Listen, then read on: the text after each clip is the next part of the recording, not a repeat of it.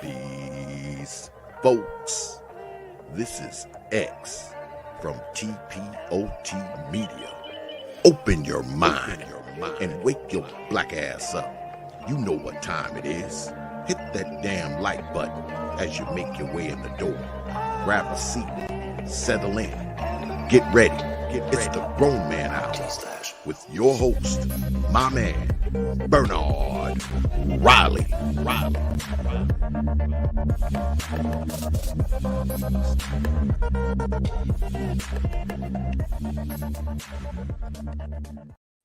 All right, what's up and what's going on, everybody? Shout out to everybody in the building. Appreciate everybody coming through. Shout out to Mike and Vince Perkins in the building. Shout out to Hoop Jargon. Says, oh, shoot, y'all done pissed Sub off. Yeah, they did a little bit. They pissed him off a little bit. We're going to get into that. He's going to address the nonsense, and then at the beginning of the show, then we're gonna get right into it. But shout out to PSL Phoenix. He says, ready for the stream. Actually thought I missed it. Yes, it did get rescheduled. It was going to be Friday. It got moved to Sunday. Shout out to Snuggles. And as y'all see, as I'm saying right there, hit the like button on your way in. Make sure you hit the like button. Let people know you're in the building. Shout out to Maheen Ego. I think I said that right. I think that J is pronounced with the H sound. I think. I don't know. Shout out to Freedman's Journal. Shout out to everybody in the building. Do appreciate each and every one of you. Do appreciate each and every one of you. So, all right. Let's go ahead and get right into it. But first, welcome back, Subzero. Welcome back, Subzero. Hey, glad to be here, man. Thanks for having me. Absolutely. I got a smile on my face. I'm glad to be here, brother. Right on. I'll let you introduce the gentleman below me before we get into it addressing the nonsense. I'll let you introduce the gentleman below me. Okay, so this is first we got Rakim on the bottom left. Rakim is a former student of mine, good brother out of New York. I consider him a friend. Him and my brothers actually been talking about doing some things. Rakim is an on point, sharp brother from New York. Has done a few things in real estate, does other things on the side, but he's also a developer. His first job was an SSRS reports developer. So, but now he's here. And first of all, I appreciate him coming.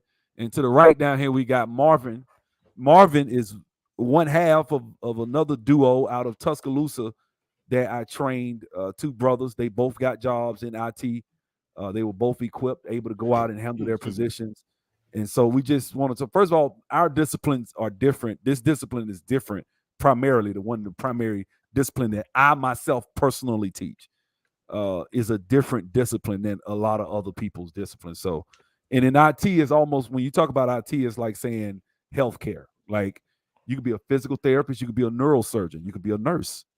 So there are different skill sets within this skill set, if you will. So, I mean, that's how it works.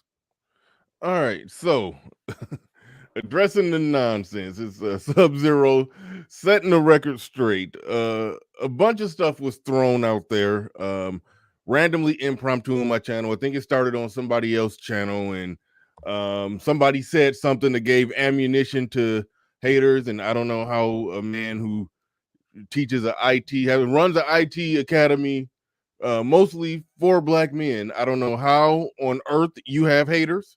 I understand me having some, because that's YouTube, and you do YouTube long enough, and you get channel get halfway big enough, somebody gonna hate you. I don't know how you got haters, but a lot of accusations was thrown out there, and I don't even know where to start. So I guess let me, if you don't mind, I want to address one thing first of all, and this is no knock against this brother. I do not want to disparage him if he's watching. His name is Ezreal. He's on everybody's panel, right? Mm-hmm. He's on. If you watch a video, Ezreal on the panel, right? Yeah. And Ezreal is one of my students, but he hasn't finished the course yet. That's just the truth. So I guess it got misrepresented. And he's excited about what's about to go on, what he's about to do. Mm-hmm. I do think he knows SQL. I'm not trying to embarrass him or anything. I think he does know SQL. But I just wanted to kind of put that out there that he hasn't technically finished the class. And so that's the whole backdrop that I want this whole to be the canvas upon which we're going to do this painting, if you will.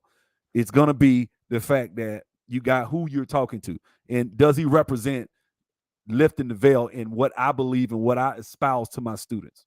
Now, I think he's getting ready. I think he's going to be able to go out and start looking for a job. But expectations and what he's thinking, that's not from me. I don't say that. Right? As far as what I say, one thing I don't do is say, I guarantee you a 6-figure position. I don't say that. I do not say that. I tell my students to take whatever job you can get. Somebody give you $70,000, $35 an hour, take it. Yeah. And I know he specifically said he wouldn't take $35 an hour. I was like, no, brother. If somebody offer you $35, you take it. Yeah. And I've had students turn down that exact number before, and the brother took like 3-4 months to get another job. I remember he was calling me like, man, I should have took that job. But that's what I'm saying. So we don't. One thing I don't do is teach that. I want my people to go out. I don't want to put you to have rose-colored glasses on and seeing it one way. This is what's going to be. Optimistic about the future, but just understand that is an uphill battle. You still have to go in. You have to interview. You have to pass these interviews, a round of interviews. Of course, you'll have me on your side to help you, and we're going to talk about that. But that's what we do. You know what I'm saying? So that's how it works. Yeah, well, right there, you addressed one of the biggest things, because at the time when I was hearing it all, I definitely didn't know that he hadn't finished your class. I just could tell just from Ezreal, just from what I know about him, hearing him on panels, he be all over the place. Again, no disrespect to him. I do like him as a person, but no matter what the topic is, he be all over the place, be exaggerating, and that's just part of his personality. That's what I was trying to explain to him. And I was like, why would y'all take Ezreal's, erotic, volatile, all over the place personality and try to use that to put some Trump charges on Subzero and say that this is the reflection of what he's teaching? And it's just like that was just nonsense. That was just the highest level of nonsense I've ever heard. That they wanted to try to basically bring down your whole school. They wanted to try to bring down the whole thing based simply off what one man was saying, who at the time we thought that he finished the school, but then we find out that he haven't even finished the class, and he was exaggerating and saying he had job offers, and he haven't. It's like even that whole thing about job offers, he hasn't so I haven't explained to him. He hasn't interviewed the first thing with me yet, so he doesn't even understand how the process technically works. And so I heard he's on the panel. I stopped watching. I watched some of it. I got really upset with some things that other people were saying. And I really got angry. I put a video up yesterday. I took it down, but I was upset. And what I'm saying is, he was making one point about he showed an email or something they say he showed, and it was an email of a job description and the rate that the company's willing to pay. It's not an offer letter. Yeah. So I was like, that's not an offer. Like, I know that because I've been doing this for 15 years, right? But he didn't, and so he it was a bad situation. It really was. So it was tragic. But like I said, he doesn't speak for lifting the veil. And so I've been out here, Bernard, and I want to first of all thank you for having me on your channel. I've been on here a bunch of times. We're doing things like blockchain, data science. We're doing right now. Not tomorrow. We're gonna start doing what is it? Salesforce architecture starting Tuesday night. That's going to be a solutions architect. I had it wrong when I was on Erica Williams' channel. I said, what did I say? I said technical, which is way different. He corrected me like, no, you can't say technical architect. That's different. That does take about 5-10 years of actual real world experience. And when you go for that particular certification, it's about $8,000, and you sit before a panel and they ask you questions about how you would implement certain things. So that's different than what we're doing. But we will train people on solutions architect. That class starts Tuesday night. We charge a low level price for subscriptions, and we'll get into that. But I just wanted to come up here and kind of talk about a few things on that level. Do you think that a lot of people, that there are some people in the industry who probably been in it for a while, and they probably have an issue with the notion that, you know, in 4 months you're teaching people stuff in 4 months that has them to the point to where they're employable and ready to get a job, you know, maybe not making 6 figures out the gate, but right around the corner to it, if we're talking around 70, 80 somewhere. I've had students get that. Now, let me say this. First of all, I think I've had a few, I reached out to one brother, but he didn't answer the phone. He actually did get a 6-figure job, and he's still working there. Now, let me explain something to you. Like I said at the beginning of this video, if there is a such thing as a healthcare field, and there is, and you have 3 or 4 different disciplines, right? You have, physical therapy, occupational therapy, neurosurgery, and, nursing, right? All of those are within the healthcare. There are different disciplines, different things, phlebotomy. There are different skill sets, right? The first thing I want to tell you is the way colleges are structured is really antiquated and really outdated, in the sense that a college has you go to school, you need to learn all these different maths and sciences, and then you jump in. We finally, after the 3rd year, will let you take more than one class in your desired major. Like every semester, I could only take one class at Tuskegee in computers, even though I was a computer science major. The rest of it was electives like reading and crazy stuff like history, world history, science, like, lifestyle, what was it? Biology, human anatomy and physiology. It's a waste of my time and money, because all these subjects cost money, right? And so what I think happens is people go to college, they acquire these degrees, they get internships while they're in college, they work, and they may get a job fresh out of college making 40, 50, whatever. They may get certifications. And then after about 4 or 5 years, they finally get north of $100,000. And then here I come saying, man, you don't have to do all that. And it pisses people off. And I understand that. It does. I mean, it does piss people off, because some people don't like the fact that somebody could come and jump up that quick, even if it's just 80 or 90 or even 70. They don't like that. And, so I get that. And I know that's why I'm very cautious of jumping on certain panels and going around certain people in IT, because it's a pessimist versus optimist mindset type thing. Certain people are going to see the world a certain way, and all they know is this is the right way. This is the way it has to be done.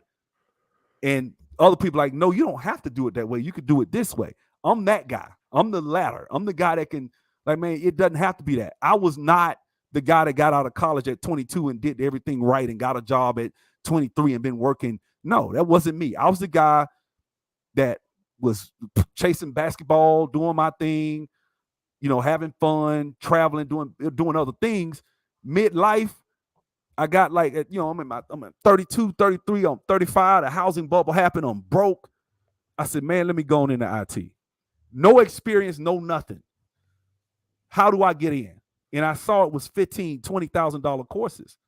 Damn. These people want, like, I mean, when you sign, one guy was like, look, man, you sign up with me and you get a job, I'm gonna pay you. I want 10% of your check for 24 months. And some people, and people were still taking the deal because it's just that viable. So like, well, right now, if I can make $70,000, $80,000 or $100,000, I'll do it. And so the whole thing with this idea of lifting the veil is there are two, for one, let me first of all say this too. We at Lifting the Veil, I don't lie on resumes, okay? If a student, I wanted to. We was going to address that in the super chat. Let me go ahead and get this out the way because he brought it up right here in the super chat. I don't even know if you read it yet. But number 16 is saying the whole issue started with Ezreal. Started because Ezreal did not want to listen to IT pros that using fake resumes to get high-paying jobs was wrong. Okay, but the issue is that they took all of that and said, this is what Subzero is teaching. He's bringing guys in. He ain't teaching them nothing. He's just showing them how to make a fake resume to get a job. That's what I'm saying. For stuff that they don't know how to do. So let me get this straight. So both of these students, and I'm going to let them talk in a second, they took my class. I taught 5 days a week, 2 and 3 hours, sometimes up to 1 o'clock in the morning, 5 days a week. Right? I'm recording it. I'm on the phone with them. I do all that. And they go out and they prepare, they get jobs, they beat out thousands of applicants and they get jobs. Maybe this is where I think people need to understand something. Maybe there are people that got skills that you don't have, although you may be intelligent, although you may be able to code, although you may be able to do. Maybe there are people that have a gift and they're able to convey what they know to others better than you think is possible because you have never tried it. You have never done it, so you don't really know. And so that person, just to say it's impossible, that's what I'm talking about. Different, especially if it's a skill set that is not even yours, right? If it's a skill set that you don't even have, that's not like I'm not saying you may know SQL. I'm talking about, are you a database developer? Do you work as a data analyst? Have you worked as a reports developer? Have you? If you haven't, and I have, and I'm able to convey everything I know to my students, and Marvin was there yesterday, he'll tell you. I told him, I said, man, this is what you need to know. This is the crux of a lot of times why I got fired. I tell people my mess ups, what I did wrong. And so for me to do this, by now I would have been discovered a fraud by now, because and that's what I'm saying. By now people would not be able to pass that. And I'm not worried about a background check either. That's actually some, all my students are good. That's not something but like I said, it just depends. I mean, certain students pass background check because they put the truth on their resume. We came to Lifting the Veil. Let me share my screen, because I think what's going on is there's something in there that people just believe. And let me just go ahead and just dispel all this ideology and myths so people can feel better and rest.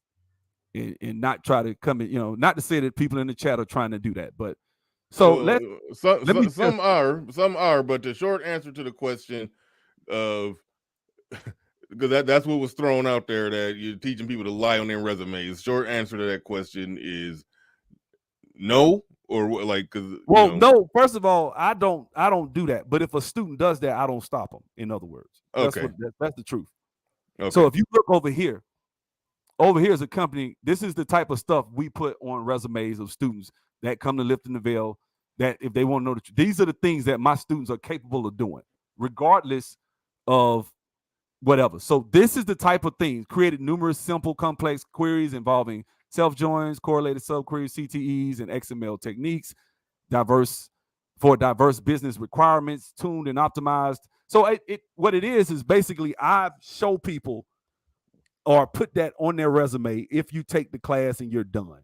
If you say, man, I don't want to do that. But certain students like, man, look, I want her to get a job.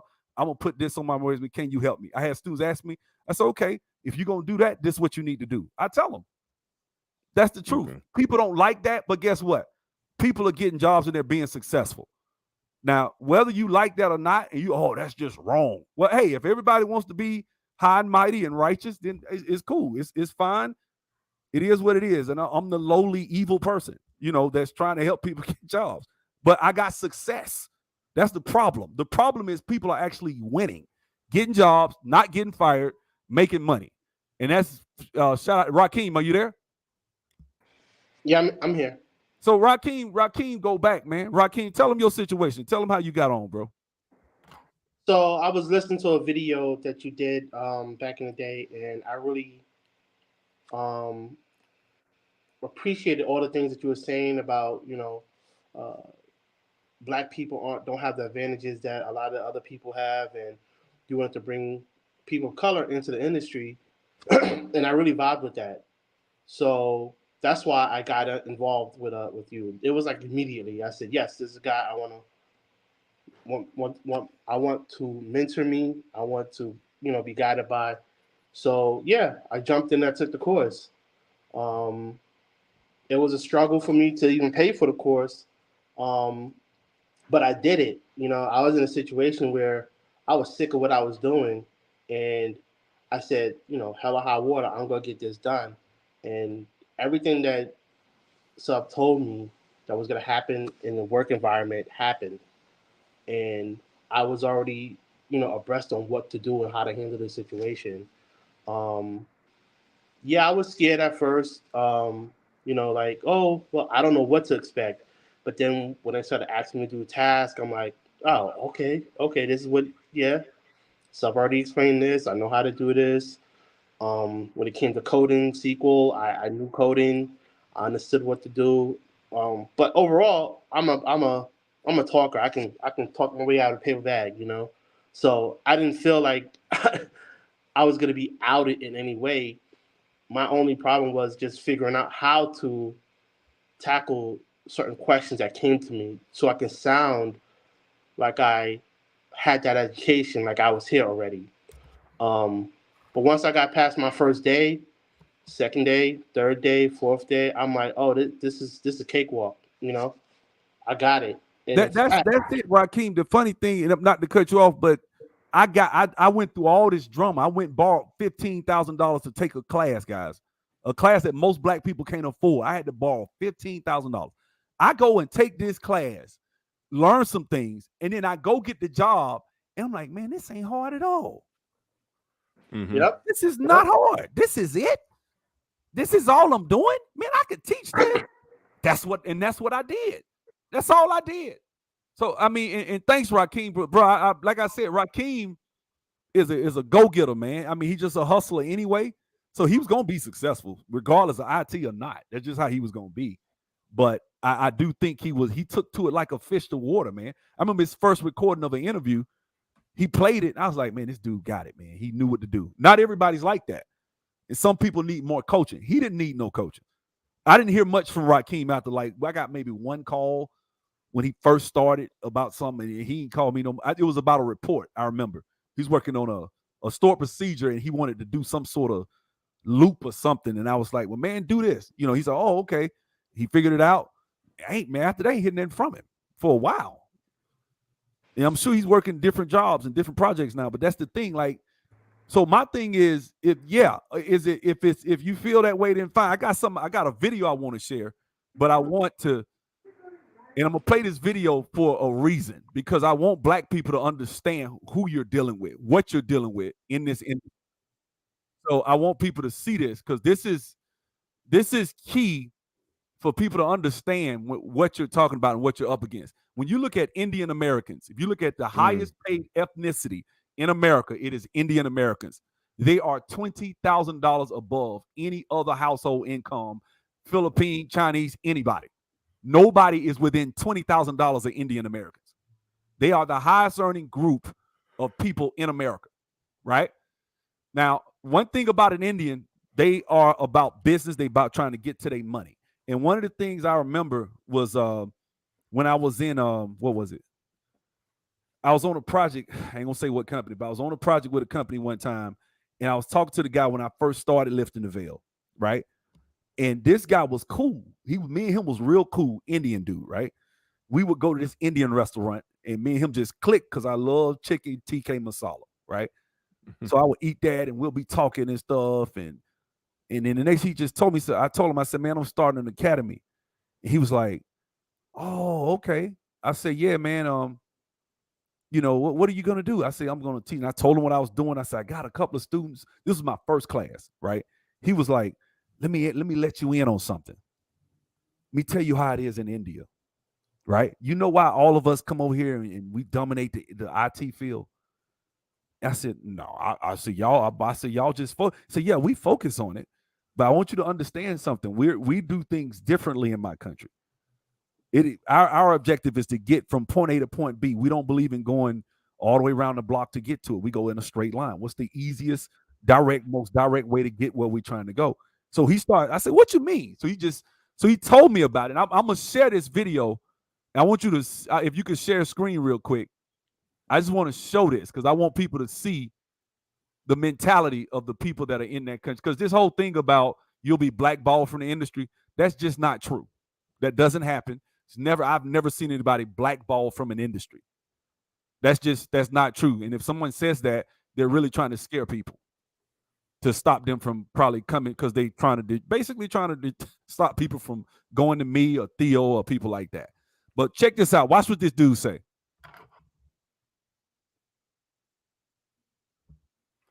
We don't got sound on my end. You don't? I can't hear nothing. Can Marvin and Rakim, can y'all hear anything? No, I don't hear. No, I didn't hear anything. Damn, hold on. I've seen this video before though. Oh, wait a minute. I know what to do.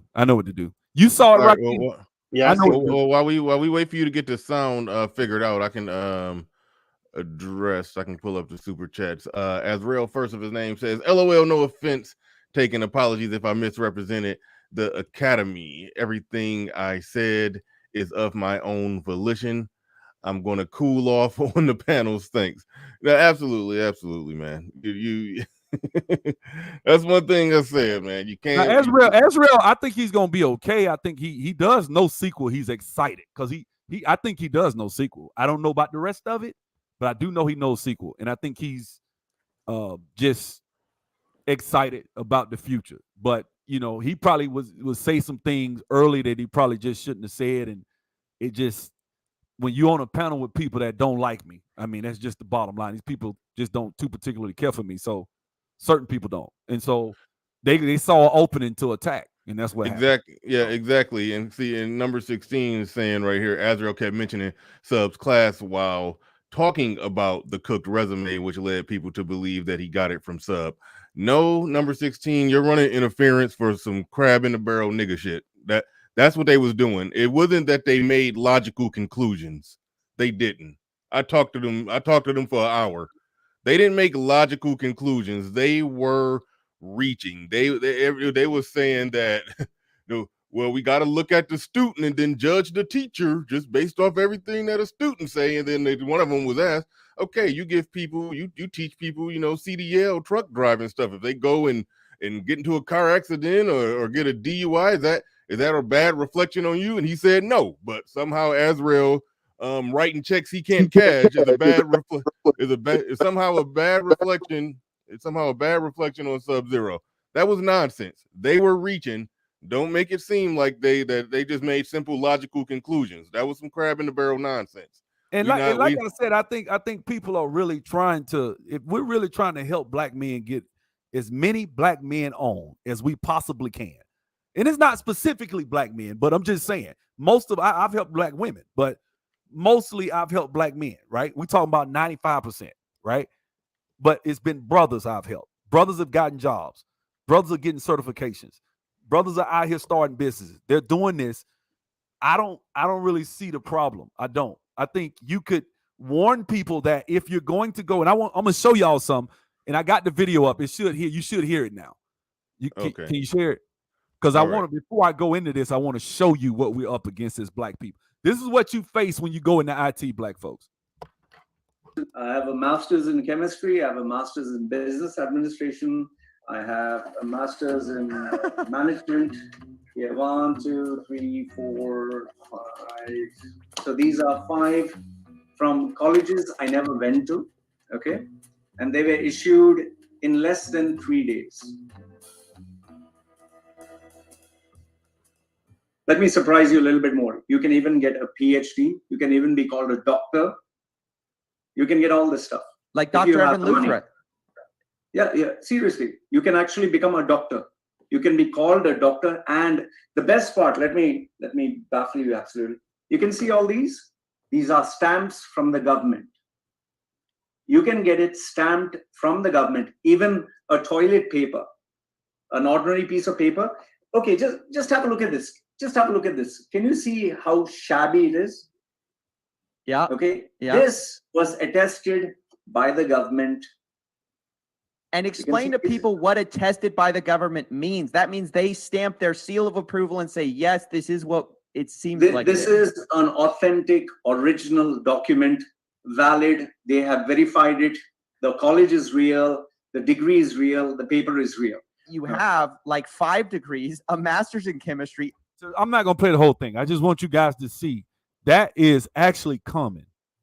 So what they'll do is they have like, and it's a legit business either. It's like you walk in and it's like a storefront. You walk in and you pay these people and they come back, they got you. And you got official stuff. You able to go and get certification. Somebody will go take the certification test for you. You come back, yeah, I'm so-and-so certified. Now, and he told me, now this is when I told you guys a minute ago, I said I went on lunch with an Indian guy when I first was starting my academy. And he told me about this. And he also said something. He said, let me tell you something, man. We don't come over here not knowing what to do. We believe in studying, right? So it's not that we come over here and we don't know what to do. Like, but learning a certain coding language, like when you learn SQL, you make it learn SQL, let's say in 2.5, 3 months, right? You learn SQL.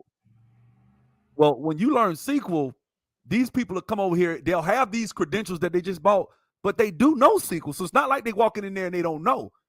They getting in line in front of also African Americans. A lot of times, if we come from America, we have to go to these colleges. You got to learn trigonometry. Go look at a computer engineering degree. Go look at a computer science degree. You're going to take calculus. You're going to take all these different maths. You're going to take these certain, you have to. And what that does is that lowers the concentration of African Americans in this field. But then when you go out here and get in the field, you're like, man, they can do this. Your black people can do this. African Americans can do this. I knew it because I got on the other side. I was outside looking in, working as a produce manager, broke, struggling, making $400 a week. And then I got in. And once I got in, I realized that this is something that people can do. We just need people to come back and show them and make it affordable instead of 5 and 10 and 15 like New Horizons. Or the other place, what is it? There's another place, a few other places, but these places in a week, they'll cram this stuff down your throat, $4,000. You know what I'm saying? The next thing you know, people will start messing it, being messed up and going out here thinking you know something you still don't know. And I know this because I paid thousands of dollars for Microsoft for a course. It was actually $2,000. And it was a 2-day thing. The dude sat there and went through just lecture. It was 3 days. Some lectures and it was over. I was like, this didn't help me at all. I don't remember none of what he said. And it was just it's like, that's what they're doing, right? That's how the industry works. And so people are getting in line in front of black folks. They're jumping over here. They're doing everything. Now, this is what I'm going to say. At Lifting the Veil, we don't lie on resumes. I don't do that. I don't tell you to do that. Certain students do, though. If they do that, then I don't stop them because I know what they're up against. And those that don't, I help them as well by giving them what I showed you on there. So the whole thing, the whole premise that I'm doing it is a lie. That is not true. I'm not doing anything. Student, if you do something, I have nothing to do with what if Rakim or if whoever, I have nothing to do with what other people want to do. If they choose that, then that's their business. That's how that works. You got anything, Marvin? Nah, man, just I guess first of all, yeah, thanks for having me on, Bernard. I think it's the first time I've been on your channel, man. I've done the circuit a couple of times with Erica Williams, but yeah, I think it's my first time over here. But all right, welcome. But yeah, man, as far as the stuff saying, man, like, no, it's been no lies told, honestly. I mean, I and again, I'm not quite sure I came across Sub. Actually, I think my brother Maurice came across Sub. He told me about it, And then I think this is like a while back. It's like I think we may have taken second, maybe third class. So this is still he's kind of like building out again. This is like that time when Sub was saying he was taking that, I was about to quit. I kept saying this is my last class. I ain't doing this. What I tell you, this gonna be my last class. I don't want to do this no more. Yeah, and I remember that video, man, when Sub says this is his last class, man.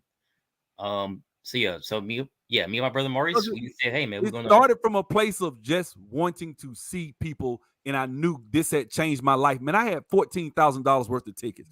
I don't come on here and act all highfalutin like I got the answers, like I'm the smartest person in the room. I'm not, bro. I'm not. I made mistakes. I had a low GPA coming out of college. I was half-assed in my work in high school. I had a 1.9 GPA. I'm that brother. I could just as easily be driving trucks, man. I'm just keeping it a buck, right? That's me. I come from a blue-collar background. My mom, beautician, dad, painter. That's it. Parents divorced. I was raised, you know what I'm saying? Sometimes the lights got cut out. Sometimes the gas got cut off. I mean, it is what it is, man. So I come from that background. I'm not this guy who comes from a wealthy silver spoon in my mouth.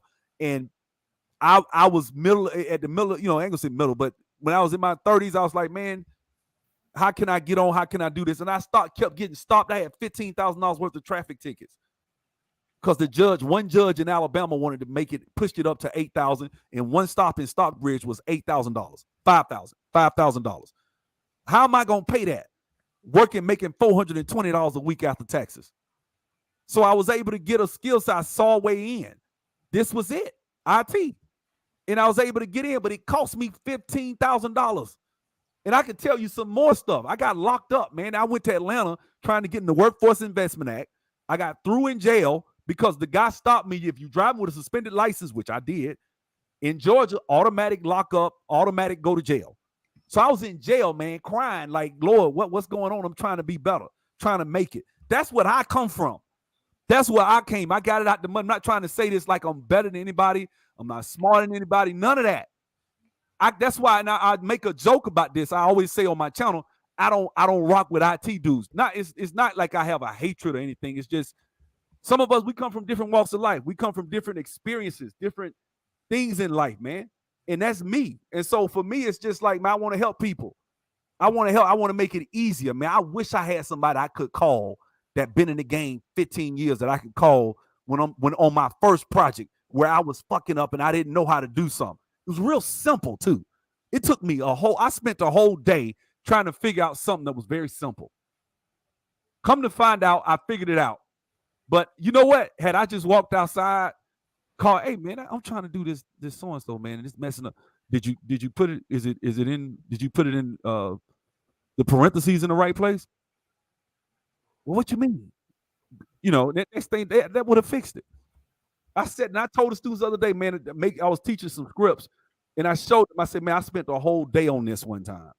These are the experiences I give. I convey my experiences to save you the time, man. That's why Rakim was able to go out there and do what he did. That's why Marvin, how many jobs? Marvin, I think Marvin's on like his third job or something. Yeah, I'm on my second job right now. That's what I'm saying. Marvin been working. That means he's been in this going on 3 years. So he hasn't been getting fired. These are like senior level positions that he's getting. So it's not like he came out there. So yeah, I'm sorry. Some people come out here, first job, and they making 80,000 or more. Some people, I mean, it's just how it is. Second job making over 100. I think Rakim was over 90. First job. People get upset. I understand, but at the end of the day, I'm not trying to romanticize anything. It's work. A lot of people quit when they come to Lifting the Veil. A lot of people quit. I tell the students all the time, man, a lot of people ain't gonna make it. Because guess what? I'm not gonna let you just come through the class and you don't know SQL, you don't know this, you don't know that. That's what my interview process is for. I put my business out here. I tell my business. I tell you how I fucked up. I tell you how I got fired. I was on a project where I was over my head. It was a more senior position than I was prepared for when I first started. And I didn't know certain things, and I got fired. But guess what? I knew why I got fired, and I figured it out. So I tell that to my students. So if they were on that project, it wouldn't have happened to them. There was one thing I said in a stand-up that messed me up. I remember. Day and time was like a Thursday. I said something. and I shouldn't have said it. And I said it out, and everybody looked at me, and I knew, I said, man, I done messed up. But I remember being on a project, this girl named Bagia, Indian girl now. She's Indian. Bagia had just got from India, right hand to God. Bagia didn't know, she knew SQL. She didn't know ETL at all. She did not know SSIS. I did. The Indians were coming to Bagia's desk, right hand to God. I was sitting right there. This dude came over there. Hey, how you doing? He introduced himself. Man, Bagia, every morning before to stand up, he'll come over there and sit with her and help her, man. He would. I ain't have nobody. They not finna help my ass. They wouldn't even speak to me. But to her, they would come and help her. Guess what? I got let go. Bagia stayed there for 9 months. That's what happened. And guess what? They fired me. I was at that project for like a month. That was probably the worst project I ever had. Let me tell you something, man. When they fired me, truth be told, the guy that was the hiring manager, this just another, I don't want to go on a tangent, but the hiring manager at the company was telling recruiters my name and saying that I screwed up. Right here, and it's a company right here in Atlanta. Man, this guy messed up. He was over exaggerating too. I had 2 recruiters tell me that this guy, did you ever work at? Yeah, he told me so and so. I could say the guy's name. His name's Paul. That's all I'm gonna say. And he said this, and they told me, man, I got mad as hell. But guess what? I ain't missed a meal, and I've been right here in this same exact city. Even in those same recruiters still submitted my resume to companies, and I still got jobs. And I'm right here right now in Atlanta, still working. Didn't have to move. Didn't get blackballed from the industry. That's not true. That's not how that works. Are there people that know people? Yeah, but for the most part, this is the way it works. And I got 2 people on the panel that you can vouch for me if I'm telling the truth. When you go to work, the people are not going into your background anymore. When you go to work, they're going to give you a set of tickets to finish. If you can go in Jira, open those tickets, read it, look at the steps to recreate the ticket within a dev environment, execute, make sure you can make the changes through the SQL, which is what we talk about, right? By the time you get to the end, usually that person will be competent enough to keep their job. It happens all the time. All my students are like that. My students don't get terminated. I say that, how many times you heard me say, my students ain't just getting fired. If I set you up and you went out there and you ain't know what you was talking about, and I just lied to you and taught you how to lie on a resume, right? Like, which is what so I'm just 6 months, 5 nights a week sometimes for nothing, right? That has nothing to do with it. 4 months, 3 months, 5 months, 6 months straight, 5 nights a week for nothing, right? I guess that counts for nothing. Then when the class is over, they have to study 2 or 3 months before I even help them with their resume. They come and I say, okay, are you ready? Yeah, okay, well, let me ask you some questions. I interview them the same way I would interview somebody on a job. I've been doing this 15 years, man. I know what I'm talking about. These people come in, but it's my skill set.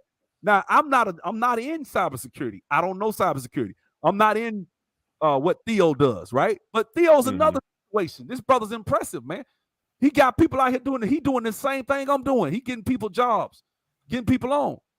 So, at the end of the day, well, let me ask you this, because as far as the interview process, and I know you talk a lot about how you send people through a very strenuous interview process where you drilling them with questions and everything.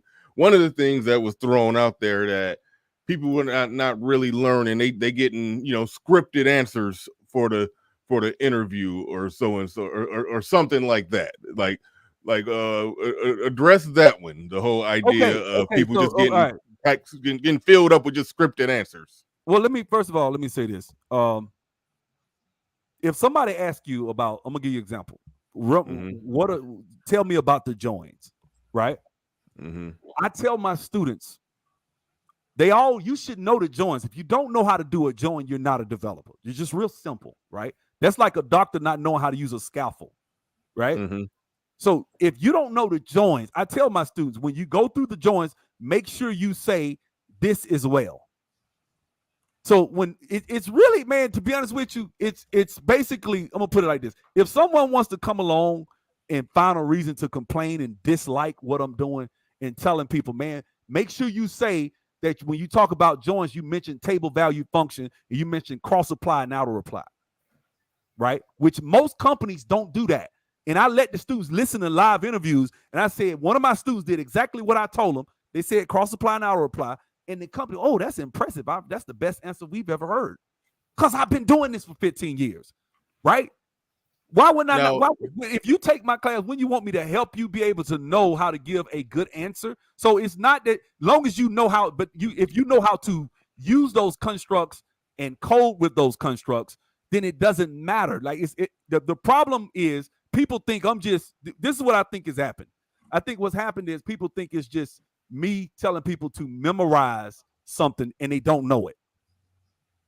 But if you don't know it, you're not gonna be able, you're gonna get fired real fast.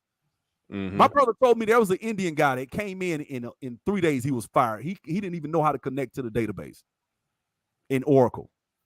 I don't. If my students don't know how to connect to a database, man, come on, man.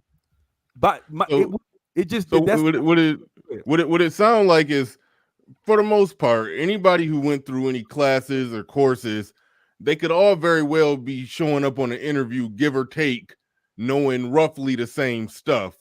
But the difference is some people may not be prepared for the specific questions that they're going to be asking and the detailed specific things that they would look for that would impress them. I tell them to, when they ask you a question like run me through the joins, that's in baseball, that's like somebody throwing you a 60-mile-per-hour fastball across home plate. You're supposed to send it out the park. This is literally what I say in class. I tell every class that. If you don't know the joins, don't come talk to me. If you don't know how to do X, Y, and Z, certain things as a developer you should know. If I ask you what is a subquery and you don't know, I say, okay, how would you use it? If I had this situation, what construct would you use? If you don't know what to use, then you don't know how to develop. So it to me, and when they get in these interviews, I tell them, look, man, make sure that you know how to get the squeeze the most out of a question, right? If I ask you about performance tuning, we talk about that. I tell you where to go to find information, because guess what? You're supposed to be going not just using my class. I tell them to go to Udemy. I tell them to go everywhere, man. Go look up this. Go look up that. Watch this YouTube video. I give them the video link in class. I say, hell, man, take this video. It's about 1 hour and 35 minutes. Yesterday, I did this. It's on performance tuning. We were talking about execution plans. I said, okay, this is what I want you guys to do. In your spare time, a good student would prepare by going through this video and watching it, so they'll have a vast understanding, or at least a deeper understanding. I didn't say vast, but deeper understanding of performance tuning, right? That's it. And so when in the video, they tell you, okay, if you got a stored procedure and it's running and it's doing this or it's doing that and it's running slow, how could you change it to get rid of these index scans? How would you use index clues, force, different force seek, different things that you can use within the language, right? And so my students, when they come from the class, they're familiar with all the different constructs of the language. How to build code and do stuff, I ask them and make sure they know how to build certain constructs. And that has been, from far as I've been able to see, that's been enough to get them good paying jobs and they're able to hold their own. What say you, Rakim? Has that been your experience? Rakim, are you there? You're muted up. I don't know if you know. Yeah. Sorry about that. Yeah, that's been my experience. Everything Sub has said during our interview process after the class, his interview process is actually harder than a lot of the interviews I actually went through. So yeah, he really got me up to speed on how to answer questions, how to think, how to find solutions, how to talk. If I didn't know an answer to a question, I could still speak on it with knowledge that, yes, okay, you might not know how to do this specific thing, but you do understand the concepts, the constructs, and everything like that. And those are technical interviews. You can't really memorize. Oh, just borged out. It's like you just borged out on us. Are you back? Check your email, GC. But like Rakim was saying though, I definitely concur with him. Like Sub definitely gives you the blueprint, because like Sub definitely like exposed me to this. I guess this world, you know, this side of development, like the back end development, the sequel. So yeah, like I said, but Sub, yeah, he definitely gives you the blueprint. But yeah, it is kind of up to you to kind of take what Sub gives you, and kind of build upon that. That way, when you do get out there, you start interviewing with companies. That way, you do have that knowledge, and you can hold your own in the interview environment, pretty much. Yeah, Marvin, how long you been working out in the field? I think I said, what has it been? What did you say it was? It's been a little over 2 years now. A little over 2 years. Yeah. And what was when? Damn, I thought. Okay, all right. When you started out, because there was something that was brought up, the start out thing. How much was your first job paying? So my first and actually I was one of those guys, because my first gig, I got it's a pretty major biotech company. They're on the stock market. I'm not gonna get too much detail because I don't know. I don't know if people are gonna go researching and all that, but it's a pretty major biotech company. And they were bringing me in to do Tableau development, which with Sub he didn't even teach that at the time. That's something that again, after getting the foundation, SQL, SSIS, SSRS, which was Sub was teaching at the time, I went because you can take like SSRS, you can take that reporting tool, you kind of translate that to other reporting tools like your Tableau or like your Power BI. So I just took that, again, went and got the information, and then I wouldn't interview for it. And like and yeah, obviously I freaking impressed them, man, because I wasn't even expecting to even get the gig, man, just because again, it wasn't something Tableau wasn't something I had touched like that. But when they made me the offer, which the offer was 35. And like I was actually one of those guys I had to call Sub, like, Sub, man, I don't know if I'm gonna take this. Like that feels a little bit low. I'm like, what did I say? What did I say? But Sub was like, no, man, go ahead and take it. So I was like, go ahead and take it. You and talked like, them up. You talked them up to 39? Yeah, but I negotiated up to 39 though. Because like, because let me tell you guys, like when you go through the interview process, and like Sub said, when you beat out however many candidates they interviewed with, like you have all the leverage in the world at that point. Like at that point, it's just like, you know, yeah, you think they got a little bit more, you know, juice you can squeeze, that's the time to do it. Because at that point, like the recruiter, they went through the whole process of finding you, getting you in front of whoever they interview with. Like they don't want to lose out on that money, because like, heck, like Sub says, man, hey, they don't get paid if you're not getting paid. So they on your team once you make it. All right. Black Titus in the building with $5 super chat. This is referring back to that previous stream, but I'll just get through this real quickly.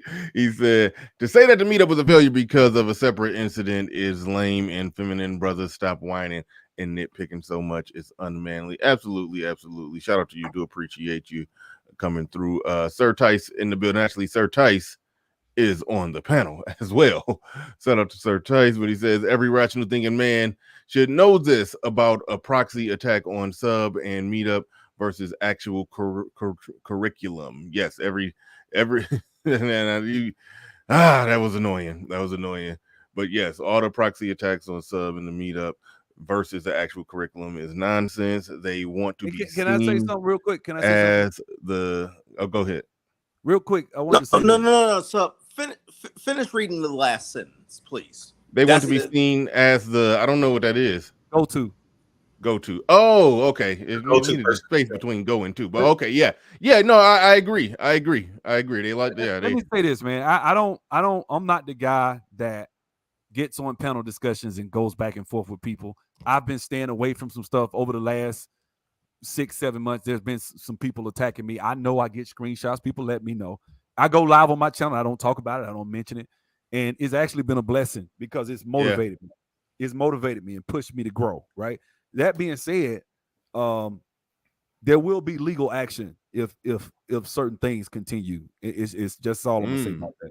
There will be. I ain't trying to be funny since I'm a grifter. I got the money to do it. I got the money to go at you. So if certain things keep getting said, now I'm not gonna say who. I'm not gonna say what, but they know who they are.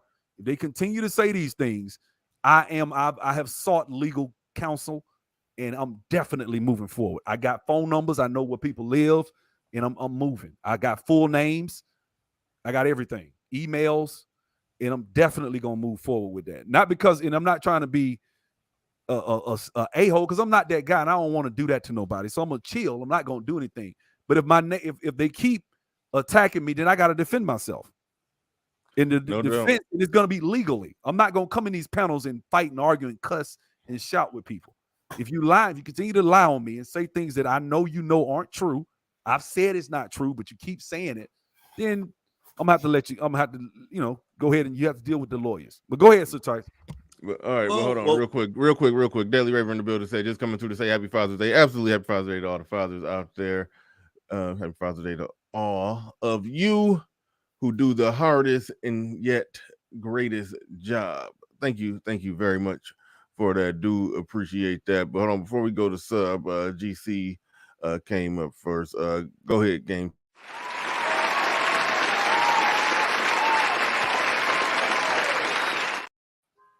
All right, go ahead, GC. You got it.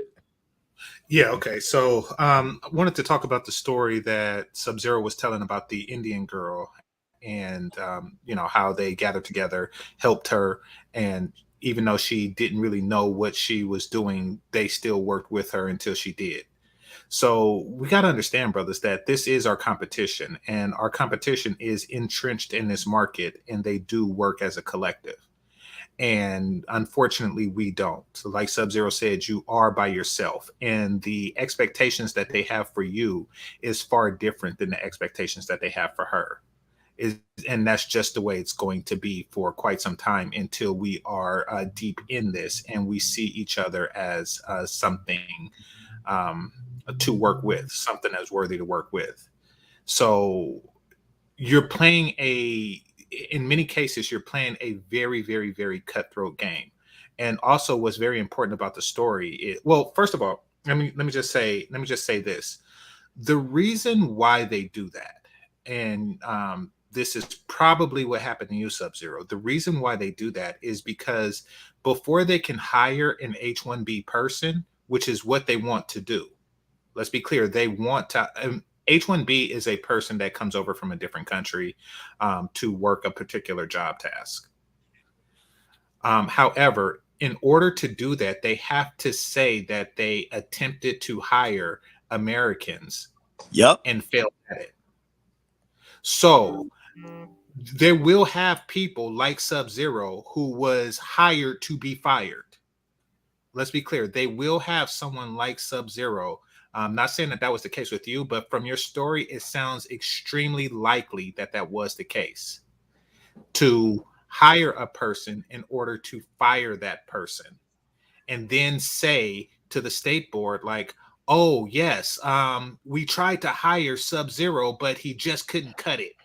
So can we have another license to bring in another H-1B person? I have seen this happen at major companies. So yes, that is a thing. This is your competition. So these people who are, oh, and by the way, Subzero was right. Blackballing is bullshit.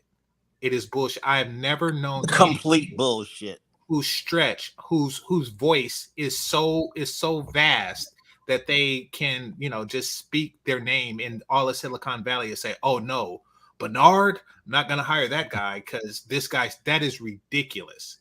That is ridiculous. And as far as the interview process goes, just like what Subzero's story said, as far as the interview process goes, most of your learning is going to be on the job.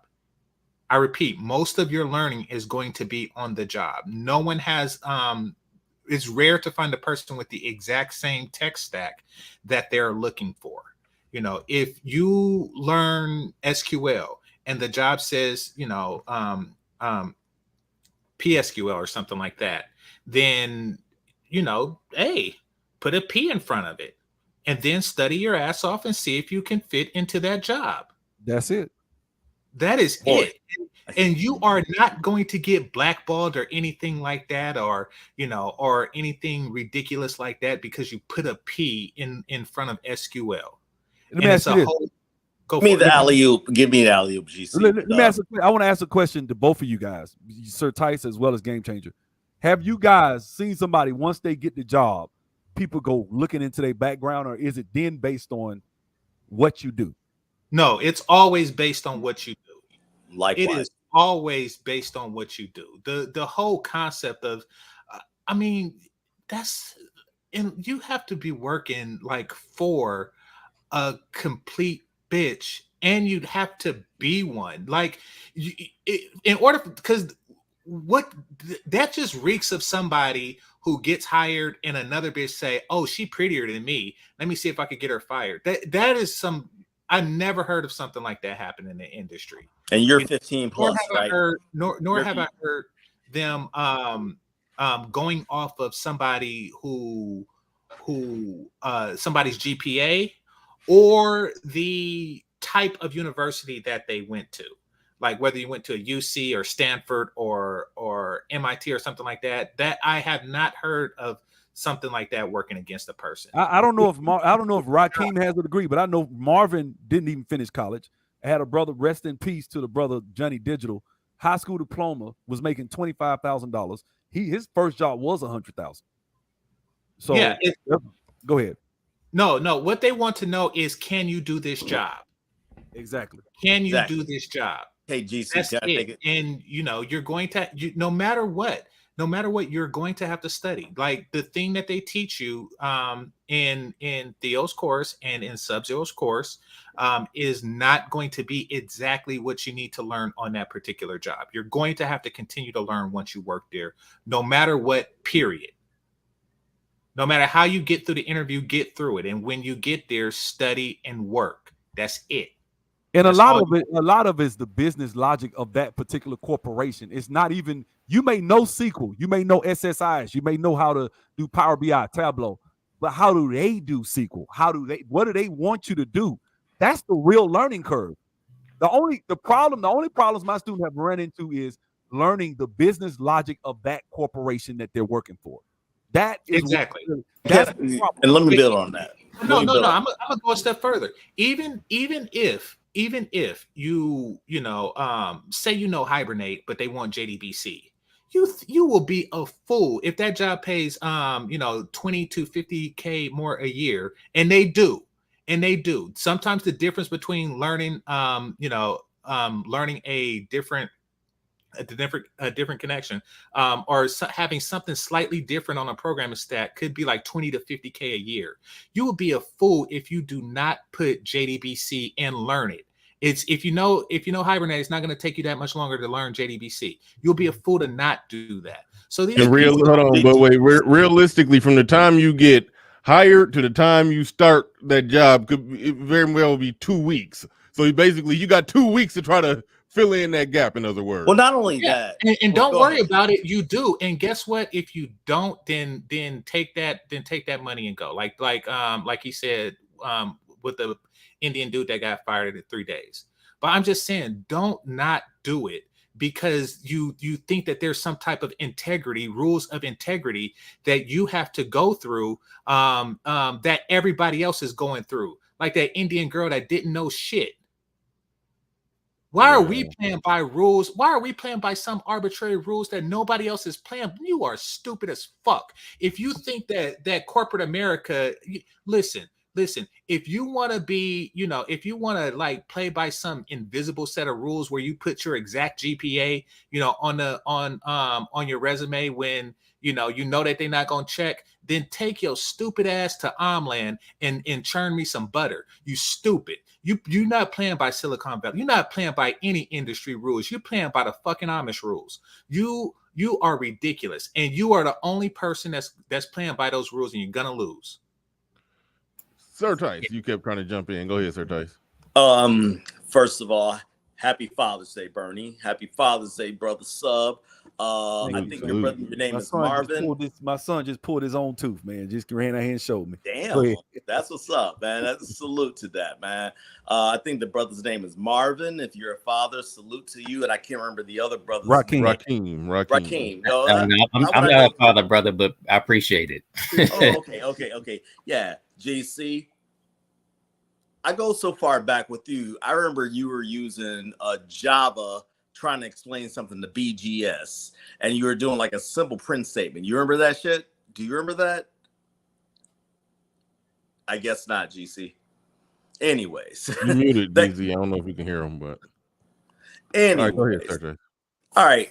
Anyways. Oh, no, my bad. What was your question, brother? No, it wasn't a question. I said I remember we go so far back.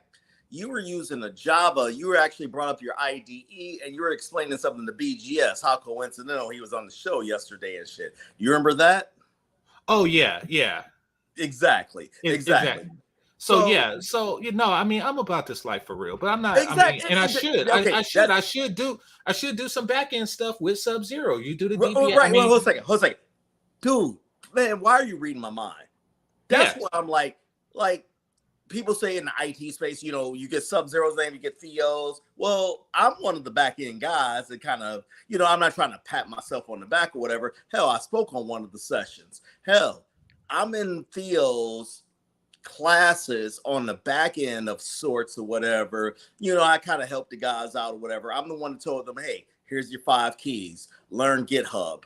Learn the command line interface. This. I'm gonna name names, Bernie. Fuck this shit.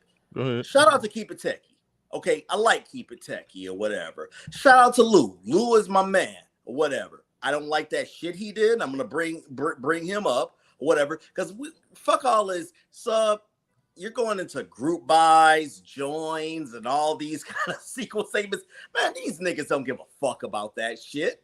They want the drama or whatever, okay? And then that one, Gabe, I know what your real mission is, okay? You can play this little nice guy, pseudo nice troll role online and shit, but we know what the real deal is or whatever. We know your behind the scenes shit and how you try to go on guys' LinkedIn profiles and look them up and all that kind of goofy shit. And you got the nerve to call this show goofy, but you was on this goofy show.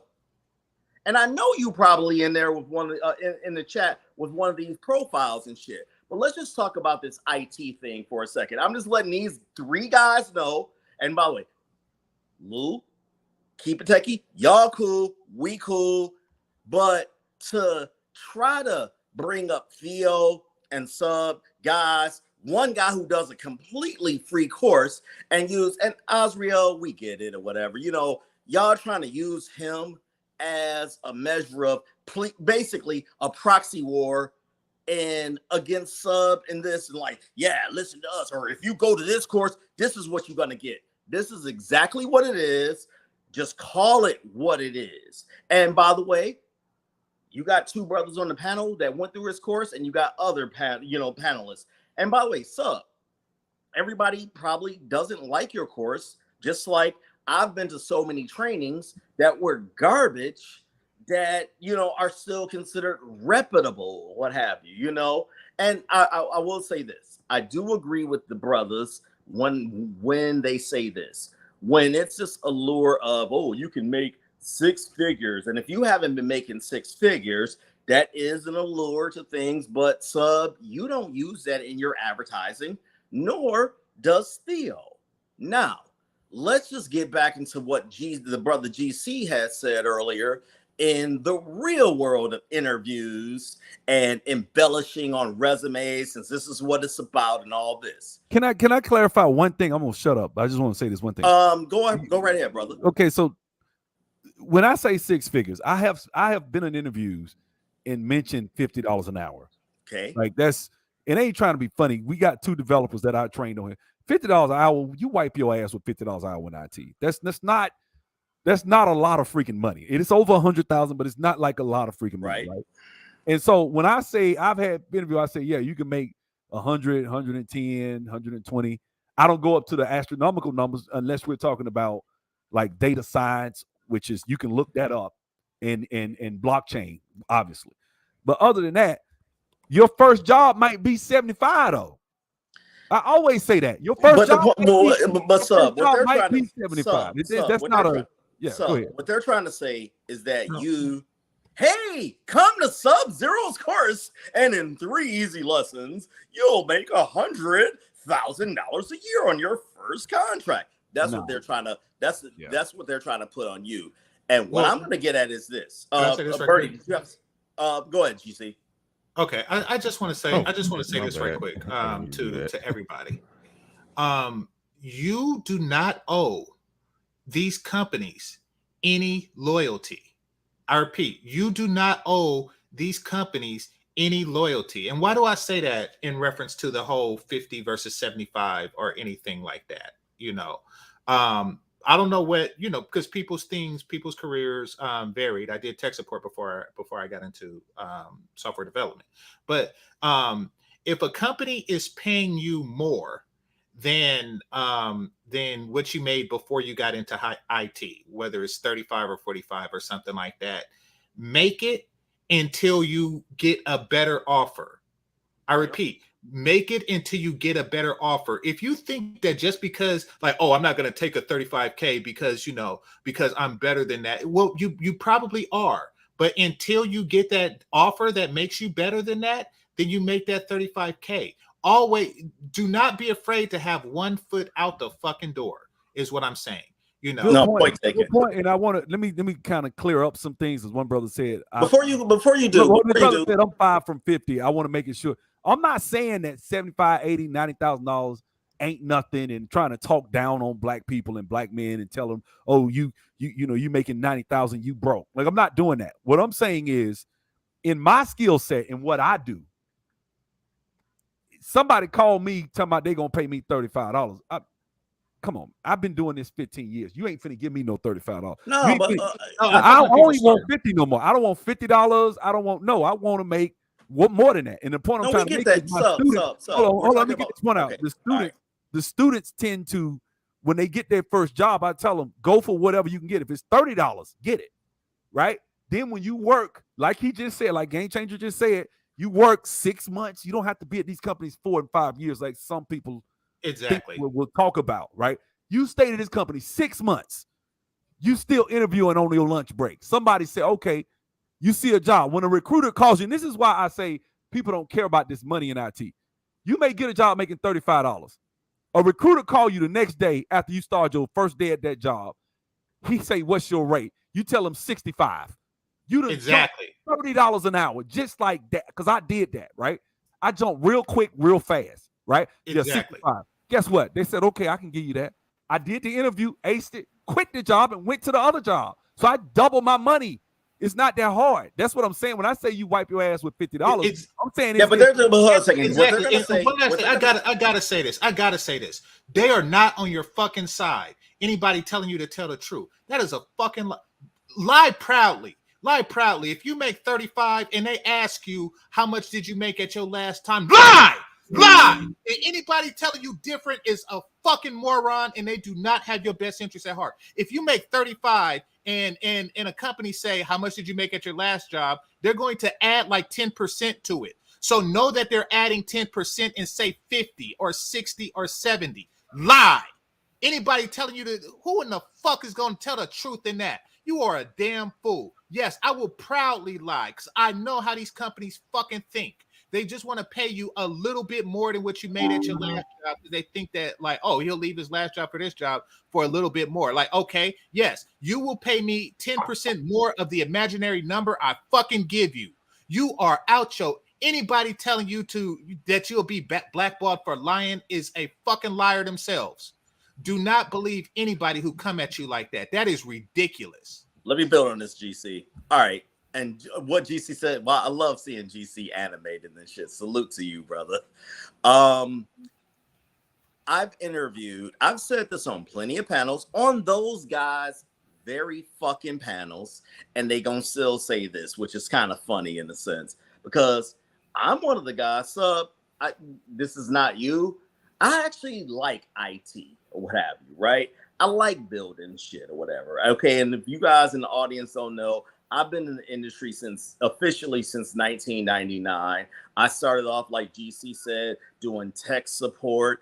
And then I got more into the Java side, and that became an infrastructure engineer. And then basically I'm like a software engineer, infrastructure guy, to whereas basically the only thing I don't know is networking and databases. Okay. You know, most unique problems, I've seen it or what have you, right? Got the experience, got the proof, blah, blah, blah. Here's the thing. There was a time when I was approached to being a manager, and I said, I don't want to be a manager. And GC and Sub can relate to this, in that once you become in management, you lose your technical chops, or because you're dealing with management, you're looking at budgets and things like that. Versus, I said, well, I'll be a team lead. Guess what I was doing? I was interviewing. Guess who I'm interviewing? I'm interviewing Rajit. I'm interviewing Venkat. I'm interviewing everybody from every. I got so damn good, I could damn near tell you which cast these guys came from. And there were plenty of instances where I'm like, this guy's resume does not match with what this guy I'm talking to about. So I would go to my senior leadership, GC, tell me my lying or whatever. Nah, right? Trust me. You are spot on. Yeah. Okay, so then I would go to my management and I'm like, it's like, how'd the interview go? And I'm like, this motherfucker is not this nigga. Okay, and they're like, let's go have a smoke or whatever. And I'm like, I don't smoke or whatever. Like, man, let's go hire him. What? And this gets me enraged. But guess what? I can't even get a black man. I got 3. But I can't even get a black man to read this book I got called Unix Made Easy. I'm like, look, if you can just learn this command line and learn how to navigate this structure, I can teach you everything else. Book is in 15-point font, big ass print or whatever. They don't want it. Guess who is listening? The Indian guys. And I'm seeing these guys come in learning WebSphere, WebLogic, these Java frameworks. Game Changer knows this stuff or whatever, right? You know, and then they'll talk to their database guys back into Subzero's world or whatever. Think of this, Bernie, I don't want to lose you or whatever. Think of it as like the electricians are talking to the plumbers about this house that they're building, okay? Mhm. You know, and because they speak the goddamn language, they know how to get problems fucking solved quicker than we do. Because I don't have access to the database and things like that, you know? And I'm in my head like, these motherfuckers have built up an infrastructure, but then we got bitch ass niggas, gay bae, hoe ass nigga. Hold on. All right. Some came to your goddamn face and said, say that to my motherfucking face, talking about master. Here's their resumes. It ain't matching up. No. It ain't matching up to what they saying, master. They resumes ain't this. Gay bae, you from the D. I'm from the D. We need to see each other about that shit because that was some of the biggest bitch ass shit I've ever seen on a black man. Now, I'm not threatening this dude or whatever, Bernie, but I'm just making this point clear in that I just gave you the story on how these Indian guys are coming in not knowing shit, but they get into their community and then they get ingratiated into it. Meantime, we got brothers who are disparate from each other by miles upon thousands of miles. And he's shitting on this course all because Ezreal is just talking whatever shit that Ezreal is talking about, right? That's what this is about. And like I said, at the end of the day, what this is really about is that dude wants to be the go-to of this whole IT shit versus anybody else. Hell, Game Changer doesn't even advertise that he's in IT. Do you, Game Changer? No. Do you? Exactly. I hardly do. Hell, look at what's on my goddamn couch right now. This is like an old Python book I have or whatever, right? Because I was just trying to read something and shit. We about this life. Those dudes, and then by the way, for whatever reason, getting to the comps here and all this, and I'm like, damn, why can't it be brothers trying to get brothers in shape? Like imagine if you got a bunch of guys who are not in good physical condition, brothers trying to get brothers in shape. We wouldn't even be having this conversation. But why is it when it comes to IT? Oh, no, I gotta be the go-to. Oh, here's my certifications. Remember your show, Bernie, whatever, when it was Theo and this, and they're showing all their certifications and all this. And I'm in my head like, come on. How about this? Y'all match up what Subzero is doing. Y'all match up what Theo is doing. Ready, set, go. I'll pass the mic. Well, let me say this. Let me say this. All right, go ahead. No, go ahead, Subzero. Go ahead, Subzero. Well, I wanted to. I just want to say this. I do think that certifications are necessary. I do think that in certain disciplines, right? We started a Salesforce architecture class Tuesday night. Salesforce architects make like $80, $90. I mean, they make a lot of money, right? An hour. The thing is, Salesforce architecture is a situation where you need to know what you're talking about. You need certifications. So I'm not, and I think there's a thought that I'm against those. Three of my classes are about certifications right now. The only one that's not is data analytics. Other than that, everybody else is, and there are certifications that the data analytics people could get, but you don't need them.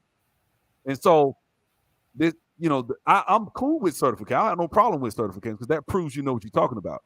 And in the industry, from what has been told, usually a certification is like kind of like saying you got 2 years experience. That's basically what it's supposedly looked at as the entry level, the beginning certification. The higher you go, you can't even touch. Like, for example, a solutions architect, that's the guy that's got about 5, 6 years. So by the time you go through all those different certifications, it's a lot of knowledge and a lot of different things that you'll have. And so that does come with, that takes time. That's why this class is not going to be no 4 months. I can't do that in 4 months. Mm-hmm. So that's why I did that. And so I wanted you guys to understand, if there needs to be some adjustment, I give people time. By the way, when the class is over, you still got to study, pass the certification. You got to go on Trailhead. Get on Trailhead is basically a sandbox proving what you know. You got to earn all these badges. I tell my students to at least get 100,000 points on Trailhead, right? You want to look impressive. This has none of this is lying on resumes. This is just complete. I'm not telling you that we don't do that 1,000 times. I don't tell people to lie on their resumes, okay? So that's what I'm talking about, getting a lawyer for, if somebody keeps saying that. Now, the part about I'm not going to go at the other brother that he was just mentioning. I'm not going to say his name. I hadn't said his name. I'm not going to do it. I will. I'm not going to do it. I'm not going to do it. And I want to get the video into where we insulting the brother, cussing. Yeah. I really want to make this a productive, not, of course, Sir Tice my nigga, so I ain't going at him. I'm just saying in general, I would like to keep the video along the lines of how can we help as many of you guys as possible? Because like I said earlier, man, I'm not the smartest motherfucker, man. I don't give a fuck about being the smartest nigga. I don't give a shit. You can be. Hey, sup. Hold on. Let him finish. What I care about more than anything is having a good quality life. I know people with a 200 IQ probably miserable. They making hundreds of thousands of dollars and they're not happy. So to me, I don't care about being the smartest. My ego is not on that. My mentality is, how can I be successful? And so right now I had a video talking about what I've been up to lately. I was talking about getting into real estate. So I'm saving my money and doing other stuff on the side, trying to stack and do what I can so I can jump out into real estate and completely eventually leave IT as a profession where I work. Outside of lifting the veil, I'll keep doing that. But you get what I'm saying? And I want my students, I tell my students, hey, man, you want to get into trucking? You want to get into whatever, man. You want to buy trucks. You want to buy real estate. You want, man, get your tax returns up and get your weight up and do what you want to do. This is about empowerment. This ain't about trying to come in these platforms and show I'm smarter than everybody. I don't give a fuck about that. To some it is. I'll just pass it briefly. Real quick. What your course does, and I've looked over your syllabus. You've given me the link. By the way, I do need the link to that Solidity course or whatever. Again, something happened to it or whatever. But you've given me the links, and I appreciate that to you, brother.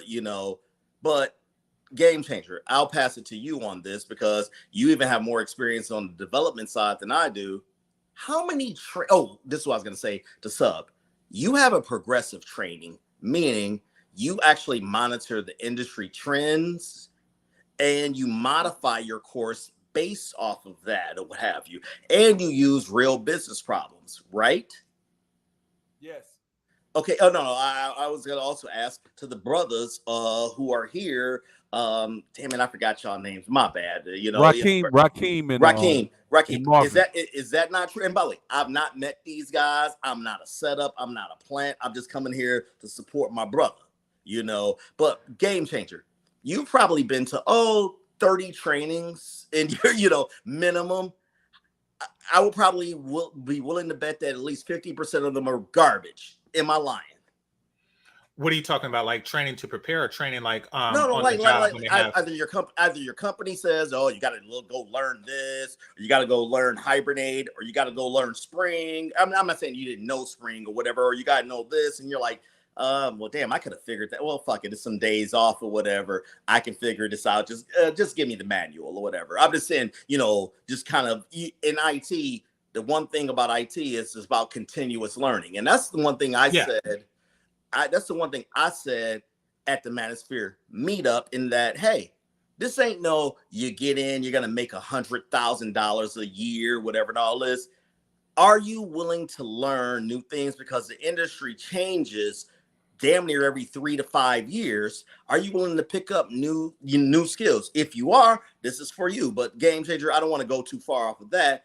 You've been into this, and I was basically speaking of the quality of training, whereas Sub is more of a personal, I will work with you individually, where you've been in structures. I'm willing to bet that, damn, does this bitch or does this dude even really know real world business problems or our development environment, or these kind of situations, that this isn't applicable? But fine. In other words, are the trainings mostly garbage or average? Just go ahead. Okay, so most places, they do require that you learn yourself, which is what I prefer. But there are some companies that have what they call enrichment, and that is when a more senior developer or manager or something like that teach you something. And yeah, I pay attention to that. I wouldn't say it's garbage, because some of the times it's something that's very company specific. That's lunch and learn. They do that. Exactly. We do that once a week, lunch and learn. Yeah. So I do know those, and yeah, those are helpful because typically those revolve around security procedures and measures like that. But these are very company specific things, and yeah, I wouldn't dismiss that. But if you want to call it garbage in the sense that it's probably not transferable, oh, absolutely. I could definitely say that. So, but it's fine. Now, I want to say this. And one other thing. When I say lie, I'm saying this as Game Changer. Mm-hmm. I'm saying I do not speak for Theo. Shout out to him. I do not speak for Subzero. Shout out to you. I do not speak for anybody but Game Changer. If you find it in your best interest to lie, sometimes a lie could be the difference between an additional, 25 or 55K additional. Some people, that's their whole salary. You're talking about like an additional, person's salary. It's the difference between that. And yeah, if somebody say, because Sir Tice were talking about IDEs earlier, if somebody say, which IDE do you use, IntelliJ or Eclipse, whichever one they put on the job description is the one that you say. That is me talking. That is me. All right. Real quick. All right. Hold on. And this question, I want to Subzero to answer this. And Ray Alexander is saying, can black men afford to take shortcuts when black men don't control the IT hiring process? Indian immigrants have became the gatekeepers, IT boot camps versus GA Tech. What's your thoughts on that? I think if black men were to, well, first of all, black people, if we're looking at black people culturally, and we're talking about black people, culturally, you spend less than 30 minutes a night on homework.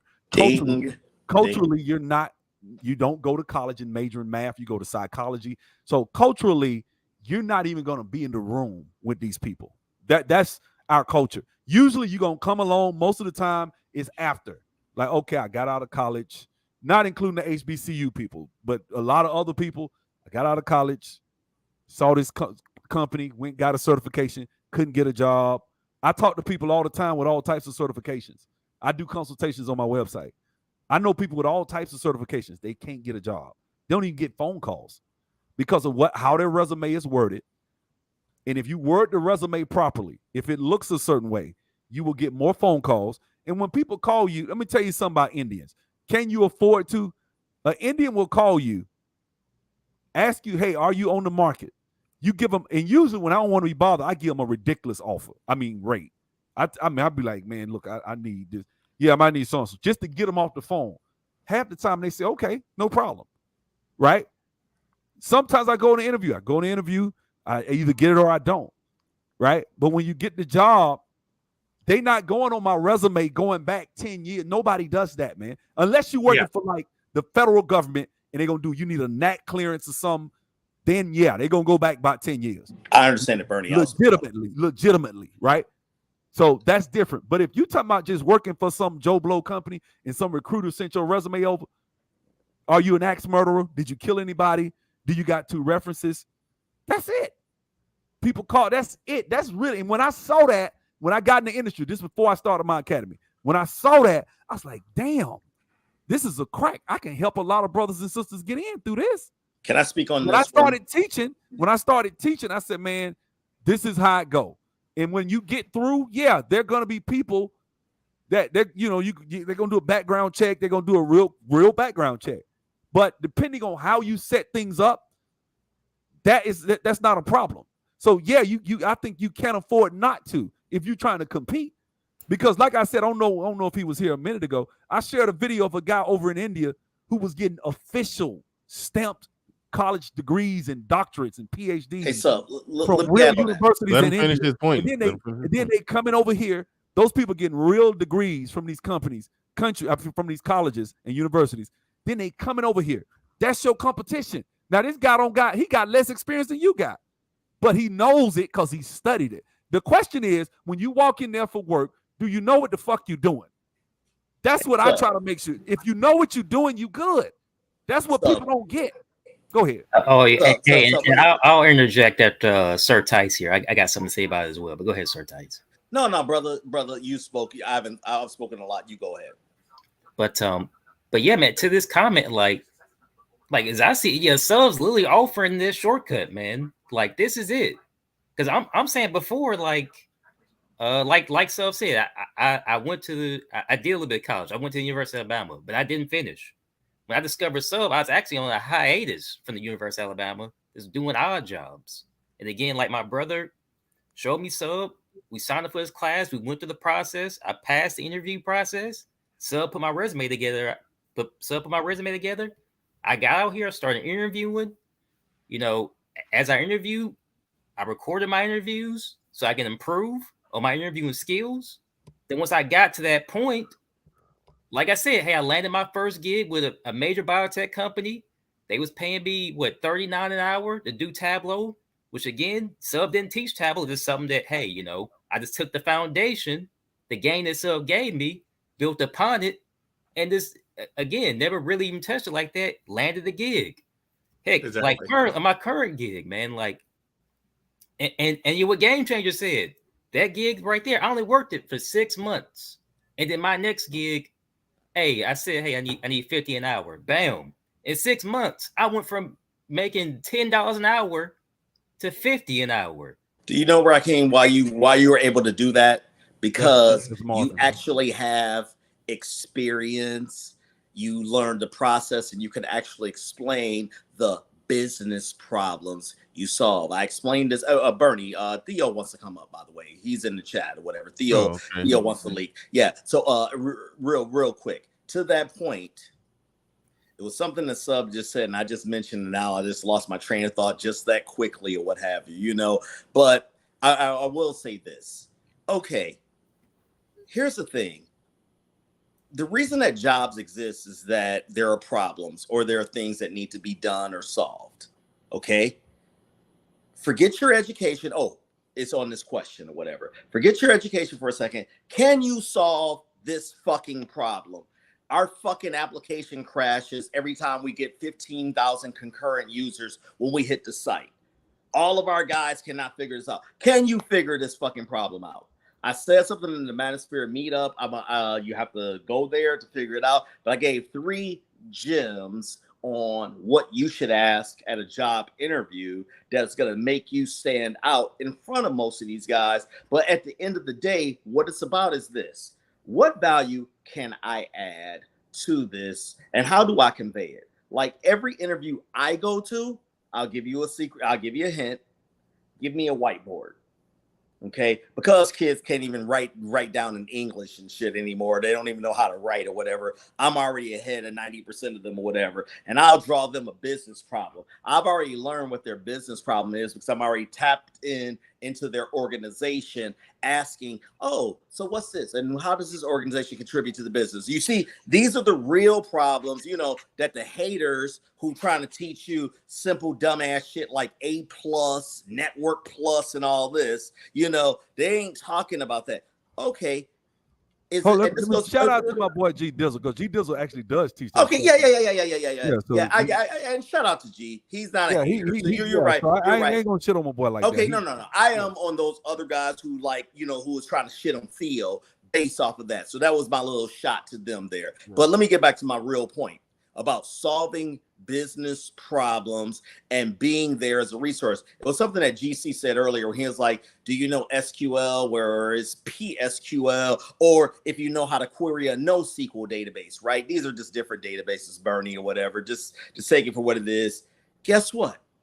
No, I've not experienced this, but I've had this problem where this, and you figure out because you're listening on the interview, a scenario where what you've done in the past that you can, you know, leverage with this. We're like, you know what? We can train this guy. Now, I know what they're going to say. Man, y'all experienced guys. We talking about new, fresh guys. Half a subs course is about projects. I know. I've seen it, you know, when I say projects, actually doing things to where it's like, okay, this guy is trainable, because I don't care how smart you are, and GC will agree with me on this, and then I'll drop off and hopefully Theo comes up. GC, tell me, am I wrong? You've had the smartest of smart guys that have been you're on the West Coast, so you've been that have been to Stanford and these things, and they're assholes to work with. They got these impressive resumes versus the guys, they may have had some community college here or this. They're willing to be trained. They're willing to learn. And they have been some of the greatest employees you've ever had, to whereas now they become seniors. In other words, are you willing to be trained? Do you have a competence to be able to pick up things? Tell me, am I wrong? Or am I just mysterious and, you know, in my things? A little bit, because you're implying that that level of education, that there's a correlation in the opposite direction. That I'm not. Those guys. No, I know. But let me rock. You know, because what you're implying that, you know, is that a junior college graduate is going to be easier to work with, or in some ways better than the Stanford graduate. What I'm going to say to that is I haven't noticed any correlation between level of education, whether it's, you know, state college or UC or Stanford or Ivy League. I haven't noticed any correlation between quality of work and how easy they are to work with. So that's my answer to that. Now, this could just be a tech thing. But and don't get me wrong, and this is to answer the question that Ray Alexander posted.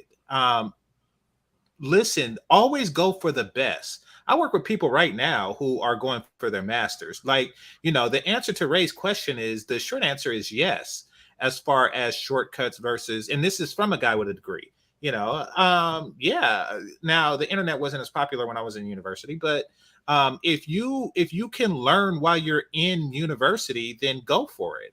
There's nothing. If you could take Subzero's courses, I mean, damn, if you could take Sub-Zero's courses, because DBA was part of my curriculum, even though database development is not part of my curriculum, even though it was part of my curriculum, but I am not a DBA. It's not the main part of my curriculum. If I could take his course and do better at my university course, then go for it. If I could work while going to university, why would I work in tech support on the phone? Like, thank you for calling such and such. How can I help you? How can I fix your problem? If I could actually be on the job making money while in college, you can do both if that is your path. These people are not trying to pick your life paths. Shout out to Theo, shout out to Subzero. They're not trying to pick your life path. They are trying to give you tools to help you with your life path, period. If your life path takes you to university, hell, if it takes you to Harvard, if it takes you to MIT, then take that path and they can still give you the tools to help you through it. That is it. That is all. Well, let me say this about Ray Alexander, because he's ever since I've been doing YouTube, he sends me emails of articles, things he writes, and stuff like that. Where just for an example, this is the type of thing to say. Is a black manosphere hiding behind the Moynihan report to mansplain their failures? Like he says stuff like that, but then when he hears the conversation, when he hears the conversation, when men are talking about things they could do to be more competitive and productive and all of that stuff, now he's trying to find a roundabout way to more or less derail that and calling it a shortcut. So I mean, it's from that same disingenuous school of the people we was talking about earlier, in my opinion. I really wanted to address the shortcuts as skipping foundational steps required to be competent. My students that were just Marvin's still here. Marvin was competent. He didn't skip any financial. He took a shortcut, but he was competent. You can do both. It's not separate. It's not like, okay, you took a shortcut and you walk in there and you don't even understand how to connect to the database. Marvin, that would be skipping a foundational step, right? But if you come in there and you understand the constructs of the language, you know what you're talking about, you know how to performance tune. Performance tune stored procedures. You know how to go through Jira. I talk about Jira. I talk about sprints. I talk about sprint planning. I talk about all that, right? And so by the time I give you everything I got, I tell every class, I'm gonna give you my heart and soul. So by the time you go through this class, you have those foundational steps needed to be able to navigate and be able to be competent. And I'm sure if Theo talks, he's gonna say the same thing. Theo is doing some impressive shit. So it's like I see dudes. I talk to some of his students. They be like, "Man, Theo helped me, man. He helped me get a job. I'm making 95. I'm like, okay, damn, that's good." And they say, "All right, now I want to learn databases." He mentioned you, so he showed me love. I'm showing him not that he has to, but what I'm saying is, Theo has taught them the foundational steps. These dudes went from driving trucks to making $95,000. You don't do that shit and keep it and stay on a job past a week. You can't do that if you don't know what the fuck. Once they give you your laptop, which might take a week, once they give you your laptop and you start working and you don't even know basic, like rudimentary shit, those are the foundational steps. If you don't know that, you will be fired. My students don't get fired. My students don't get fired because they do know those steps. What is this guy's? Ray Alexander? What is your point? Are you saying this as they're the defining standard? Or yes. That's what he's saying. He's saying the white man's ISIS coder. Okay, that's how I sum up his statement. The white man's ISIS. Let me say it. My bad. That's how I sum up his statement. The white man's ISIS coder. That's what he's essentially saying. Well, let me say who this. Who the hell is Subzero and Theo to be teaching these things? Why do you need to learn world history to be a better developer? Hold on. Let me say this. Why do you need to go into $100,000 worth of student loan debt and go 2 years before you could ever take more than one computer class at Tuskegee, which is what I had to do? I had to take 2 years of just shit that I didn't need so you need to do that. Go do that. Then you need to go get these internships that are highly competitive, mind you, right? You might or might not get one. Then you got to go and work. And then when you get out, hopefully somebody will let you into the help desk or let you, if you can get a couple of more certifications. Then after about 8-9 years, that's the only way you can do it. Then black people don't have no problem with it. But if you go to Theo and Theo teach your ass in 3, 4 months, 6 months, 8 months, or whatever, and you didn't spend a lot of money doing it, and you get out here and you make some good money, that's just not right. And that's why I agree with what Game Changer was saying earlier. So before Theo goes, real quick to the brother Ray Alexander, you got 3 brothers on here right now that's literally got close to 100 years of experience in this IT business. Many of us are 25, 30 years in or what have you. That's it. Mr. Marvin, what are your thoughts to the previous post that Mr. Alexander post before Theo goes in that about the foundational? Do you feel like you didn't get anything because you're somebody who took Subzero's course? Did you feel like left out or that you didn't know anything? Were your peers more equipped than you? Please elaborate. And by the way, I don't know you, so I'm just asking for your thoughts, sir. Well, a little bit more background on me. Like I said, I didn't finish college, but I did go to college for computer science. So I knew I did have a little bit of that foundation as far as like, I guess, traditional programming goes. But again, going through Sub's program, again, like I said, he literally gives you the blueprint. He literally says, hey, you need to know what joins are. You need to know what, CTEs are. You need to know what views, tables, all that is. But he tells you all the constructs you need to know. And then on top of that, he even goes beyond that, and you can listen to interviews as well to see you can get kind of like a feel like a different questions that people may ask you when you get out there. Again, and on top of it, hey, if you just have any questions and you need Sub to listen to an interview, you just need some advice. I can call Sub. He's not hard to get a hold of. And that's for any student that goes to the program. Hell, me as an alumni, I give my time. Hey, students can call me if they need it. Heck, I had a situation where my buddy Fred, who also went through the academy, he had taught one of the subs classes, one of the data analytic classes. And I guess this lady that he got me in contact with was one of his students. And so Fred gave her my number. So I don't know who this lady is. She just calls me out the blue. Hey, Fred gave me a number, such and such. Hey, can you hop on with me to, I think we're looking at some code or something, some SQL or something.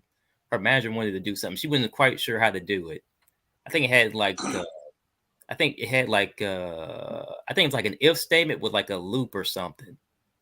But yeah, she didn't really know what to do, and she had to get it done because her manager needed it. So I'm like, okay, yeah, I'm free. Let's go ahead and hop on. We hop on the Zoom. She explains to me okay, what her manager needs. She shows me the data that she's working with. I'm like, oh, okay. Okay, well, you need to do this and this and this.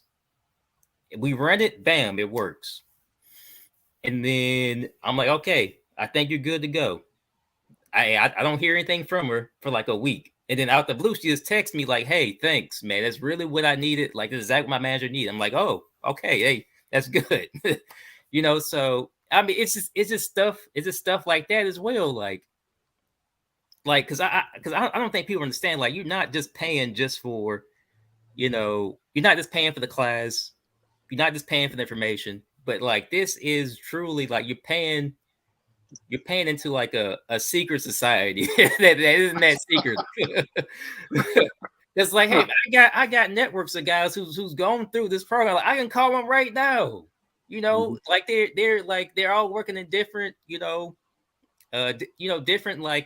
what is it, different fields and whatnot, doing different things. If I needed to call somebody to try to learn something, or if I needed this, just need to brainstorm with somebody, because I done did this with my buddy Ant a couple of times, man. I called him, hey man, hey, I got this going on. Let's brainstorm a little bit. Let's look at this. I've done that, You're not supposed to be collaborating. You're supposed to be banging and shooting each other on Juneteenth weekend. That's what they want, Right. So, Wait, we got Theo in the building. Go ahead, Theo. Hey there. Hey there. I got a lot of comments on here. So I've been listening for about, I don't know, like 45 minutes, something like that. So I like what's being said. I went to graduate school for computer science. I really didn't learn that much in there. I learned some things, but regarding real life, not really. So I can testify that what Sub is actually teaching in his class is much more relevant to real world database than what you would ever learn inside of graduate school. In fact, my brain was basically scrambled in graduate school, and I got into the private sector. I had to be unscrambled so I can think correctly because I was thinking too much in an academic point of view. In the real world, they need something to work. They need it to work now. Can you do it? Yes or no? That's the whole point. They don't care about something that's like academic point of view that's philosophical about databases. They really don't care about that at all. Regarding the resumes, dude, I'm reading what this guy is saying about resumes going into the university structure to get your resume done. That's how you get a wimp resume, like a total horrible resume. And again, a little bit about my background. My father was a resume writer. That's part of what he did on the side. He was also a writer, but he was also, one of the big things he did was resume writing. And he would always tell me, he says, what the university tells you to do on the resume is actually entirely wrong. He'd actually show me how to write a resume based upon a JD and said, this is how you do it. This is, if you need to stretch a little bit, this is how you do it in this way. He told me what was permittable and what was not permittable, what was forbidden to say on a resume, and to protect myself. And I always told him, I said, I don't have any skills. I can't do this and that. And he said, like, just tell me basically to go shut up. He says, I had plenty of skills. I just needed to believe in myself. And I used my father's philosophy in my resumes when I sent them out when I was in Japan. I got, of course I had failures, but at least I got the interviews and then I got the job. And I teach that same philosophy to my students. I teach them how they're supposed to write it out, how they're supposed to deal with a situation. And what a lot of guys do, like I can tell if guys came from a university background because they come with these wimpy resumes that have no reflection of the JD or reality. And I just look at them and I say, the reason why no one's looking at you is because of how you write your resume. What's JD? What's JD? Exactly. It's a job description. Thank you. Okay, yeah. So you have to have the job description. You have to know what you're doing. And so I even myself, I every time I have a job description, a new one, Theo, I tailor. Go ahead. Let me, because Bernard's looking confused, and this is what I'm talking about. No. I was looking at something in the back that had nothing to do with what I was talking about. Yeah, no worries. But no, for those of you who are confused, because I want to make this clear. Yes, you make your resume according to the job description, not something that you do not make like a universal catch-all resume out there. You know, and that's why I say if they say put PL in front of SQL, if the job description says PL and in front of the SQL, then put that PL. Had you guys who said a fight happened at the Manosphere meetup gone there, you would have heard this or whatever. But apparently a fight happened at the Manosphere meetup. My bad. I'm sorry. Yeah. So no, my bad, Theo. I had to make that point clear because you just said JD. I want to touch that. I want to drive that in. Yeah, when I was at the gym, I heard you say that. I was actually listening. I said, yeah, I totally agree with what you were saying. You have to reflect it. If they ask for a certain type of SQL, they ask for a certain kind of environment. You say you did that environment, right? You have to, because if you don't, they will come back and say very easily, you don't have the experience, even when the experience you have is totally relevant. And it's like the difference between like magenta and pink or something like that. It's barely anything. You can easily walk. And that's what I'm talking about. That's what I'm saying, bro. Like what he just said. Basically, I told one of my students this morning, I forget who I was talking to. I said, man, what I basically teach you guys is how to problem solve, how to find answers. Chat GPT, MSDN forums, right? You use these things, and then you can figure out from there. You have the foundation. You understand the constructs of SQL. That got you in the door. But they want you to build an SSRS report, and you've never seen it used this way. So you need to figure out how to do X. So you go look up videos. I get students calling me, hey, Sub, how do I do this? I said, oh, man, remember we built this package? Oh, yeah. I said, yeah, go look at the packages I gave you. Right. Or go look at the reports. Go look at the report. I give you a list of like 60 reports that I built myself. I say, yeah, I've already done that in the report. Go look. I use the matrix. It has a dynamic SQL. It's building out the data set that way so the columns can be dynamic. You go check that out. Oh, yeah. I get that all the time. So it's not like, but guess what? If I don't, I tell a man, if I were you, I would go, if I was trying to figure that out, I would go to MSDN forums, look under this group, this forum on Microsoft's website. And they'll tell you, man, these people, like any answer I need personally, I go into an MSDN forum, type it, and somebody in China, India, or Africa, in a matter of 15 minutes, is going to type the answer. Yeah. It's not that hard. Hey, Theo, real quick, before you go on, talk about Taleo keyword aggregation. And now, even how Chat GPT is doing your introduction interview on you, what have you, you know? That's definitely true. And to tell you the truth, I don't pay it that much mind. I know that people are talking about the chat, the AI, and that it could be used for doing basic things. And I always tell them, most of the time, you're looking at a certain environment, and they need to be talking something specific that's relevant to the company. So just be thinking about that. Don't really be thinking about AI so much. Just get to form the personal connection. The last thing that I wanted to say that was based upon what I was hearing before about the fundamentals. We have to go through the fundamentals so basically in every one of the classes. Look, guys, I got guys coming in the class who don't know what a folder is. They don't know how to right click. It's obvious they've never installed an application ever. They're using their phones mainly. That's how they're interacting with the internet. And so we, at like the first 3-4 weeks, I'm sitting there and it's painfully slow because I have to teach them how to use a computer. I have to teach guys how to right click, how to navigate, what folders are, how to do commands so they can get from one folder to another. And I have to reinforce it again and again. We do fundamentals all the time.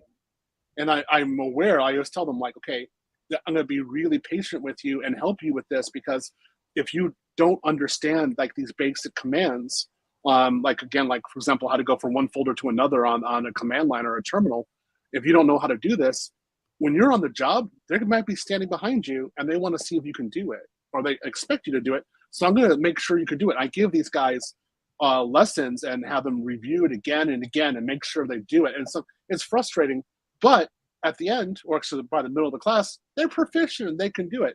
So we always do the fundamentals, and I make sure that we don't just jump. I don't tell them, for example, like how to do Terraform, like how the commands are with Terraform, and actually how to get something built up in AWS automatically. But they don't know what a folder is. They don't know what a JSON is. They don't know what database structures are or something like that. No. They know all the fundamentals first before they actually do the advanced stuff. All right. Shout out to everybody supporting the stream. Jockey's Retro says, I work a 12-hour day. Can I realistically complete your course? Go ahead, Subzero. Well, I'm going to say this. I have people just like that, and it depends on when, but everything's recorded. So when you go in the portal, you got a link you can click, and everything's recorded. You're going to have a certain amount of time out of the 12 hours that you're away. And then on top of that, we work Saturday morning. So depending on the schedule and what your schedule is, but if you want, just schedule a consultation. I'll talk to you. We can talk, and then we can see how we can vibe, and I can help you out. I'm actually talking about doing a day class probably sometime in the next couple of months. We'll be teaching during the day, which I've never done.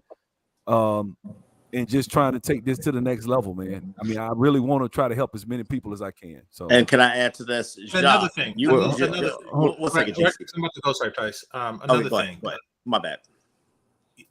A lot of your brothers, y'all need to learn how valuable what they're I'm not saying given to you in the case of Subzero, but what they are offering you, how valuable this is. You know, because just because you go to school with somebody, just because you go to university with somebody, that does not mean that they are your friend, that they're a part of a network or part of your network, that somebody that you could call on, like, you know, I'm stuck with this particular problem. That is extremely valuable.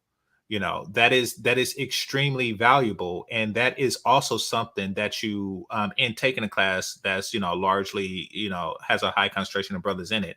You know, do not throw away your network and think that you know everything. And that's, do not think you know everything. This is a vast, vast, vast subject matter, more so than anyone I could think of, because it's ever growing, even more so than. Absolutely.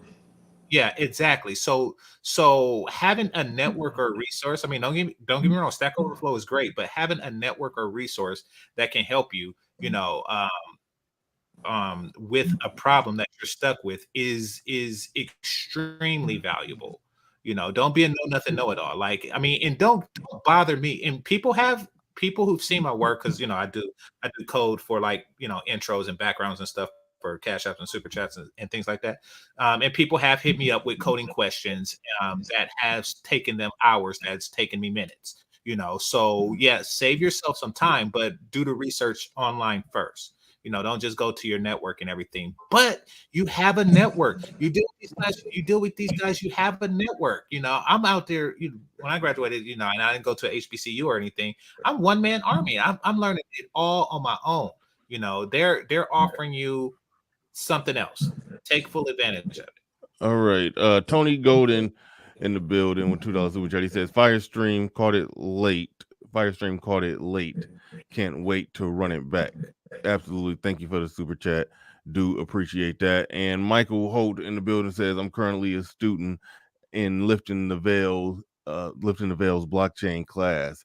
Sub and Javon, our teachers, are the real deal. They truly care about our success. Absolutely. That's what it's all about. That's what it's all about. But go ahead, Sub. We about to wrap this up. So man, just give us your final thoughts, final views, final takeaways. Let us know what's up. What's, you know, what. Let me.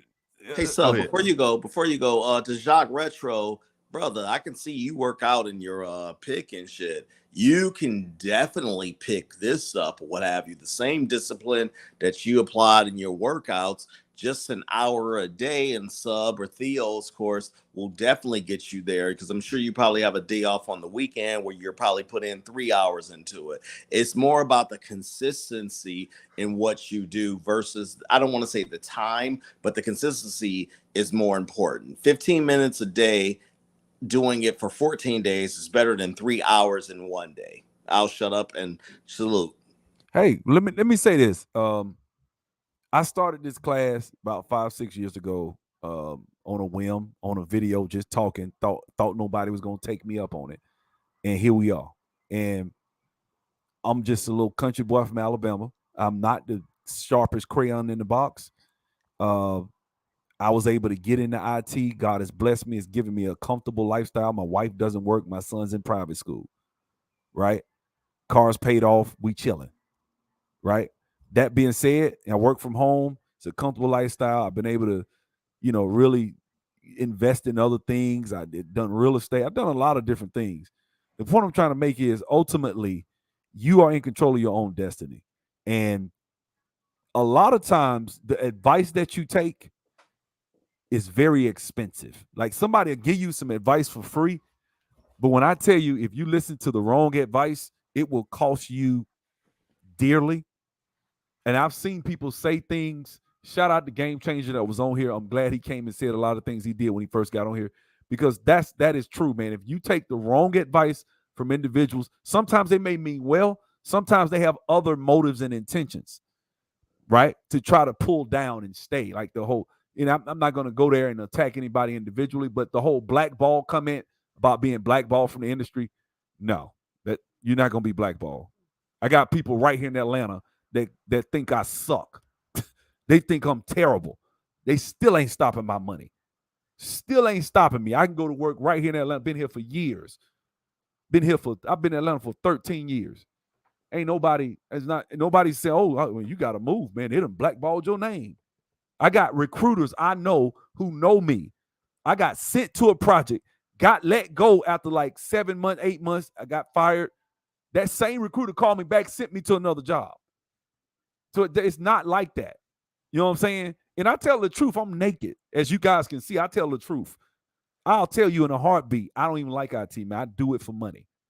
I'm naked like that. I don't want to come here with this energy like I'm the smartest guy. I know all this. I know all that. I do know I have a passion to help people. I think I'm actually probably better at this than I am at being a developer, if I'm really being honest with you. And I think that's because I see it with the way my students are able to go out here.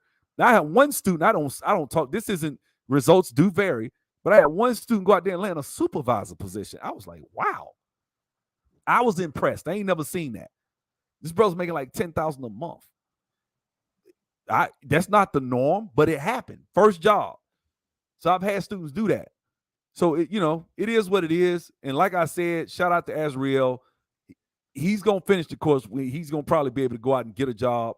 I want to help the brother. That's one thing. Ezreal, I want to see him succeed because he got a lot of people dragging him right now. They own him. But I want him to succeed. I do think he already knows SQL, so he's on the right path. He's put the work in, and he's just excited. I think he misspoke and said some things he said himself he shouldn't have said, and that's what caused all this drama. But like I said, he doesn't speak specifically for lifting the veil. I didn't tell him to turn down $35 to try to get 45, because like we talked about earlier, you can go from $35 to $55 in a matter of 6 months. It doesn't matter. So it's not like you have to be locked into a certain strata. I've been blessed, like I said, to start this academy. We are starting, and we go ahead Tuesday night at 9 p.m. We're starting the Salesforce architecture class.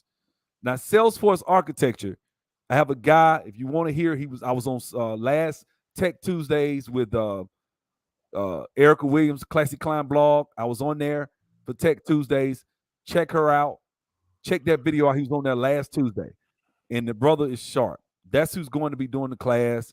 We'll be premiering that class starting this coming week on Tuesday at 9 p.m. Eastern.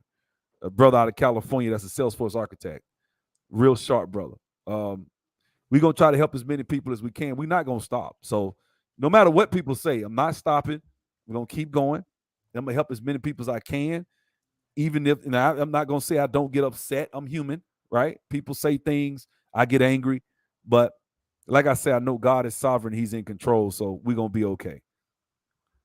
All right. Well said. Well said. But all right, we're about to wrap this thing on up. Thank you, everybody who supported the stream. Appreciate each and every one of you. Appreciate each and every one of you. And with that said, ladies and gentlemen, we are out of here. Peace. We gone.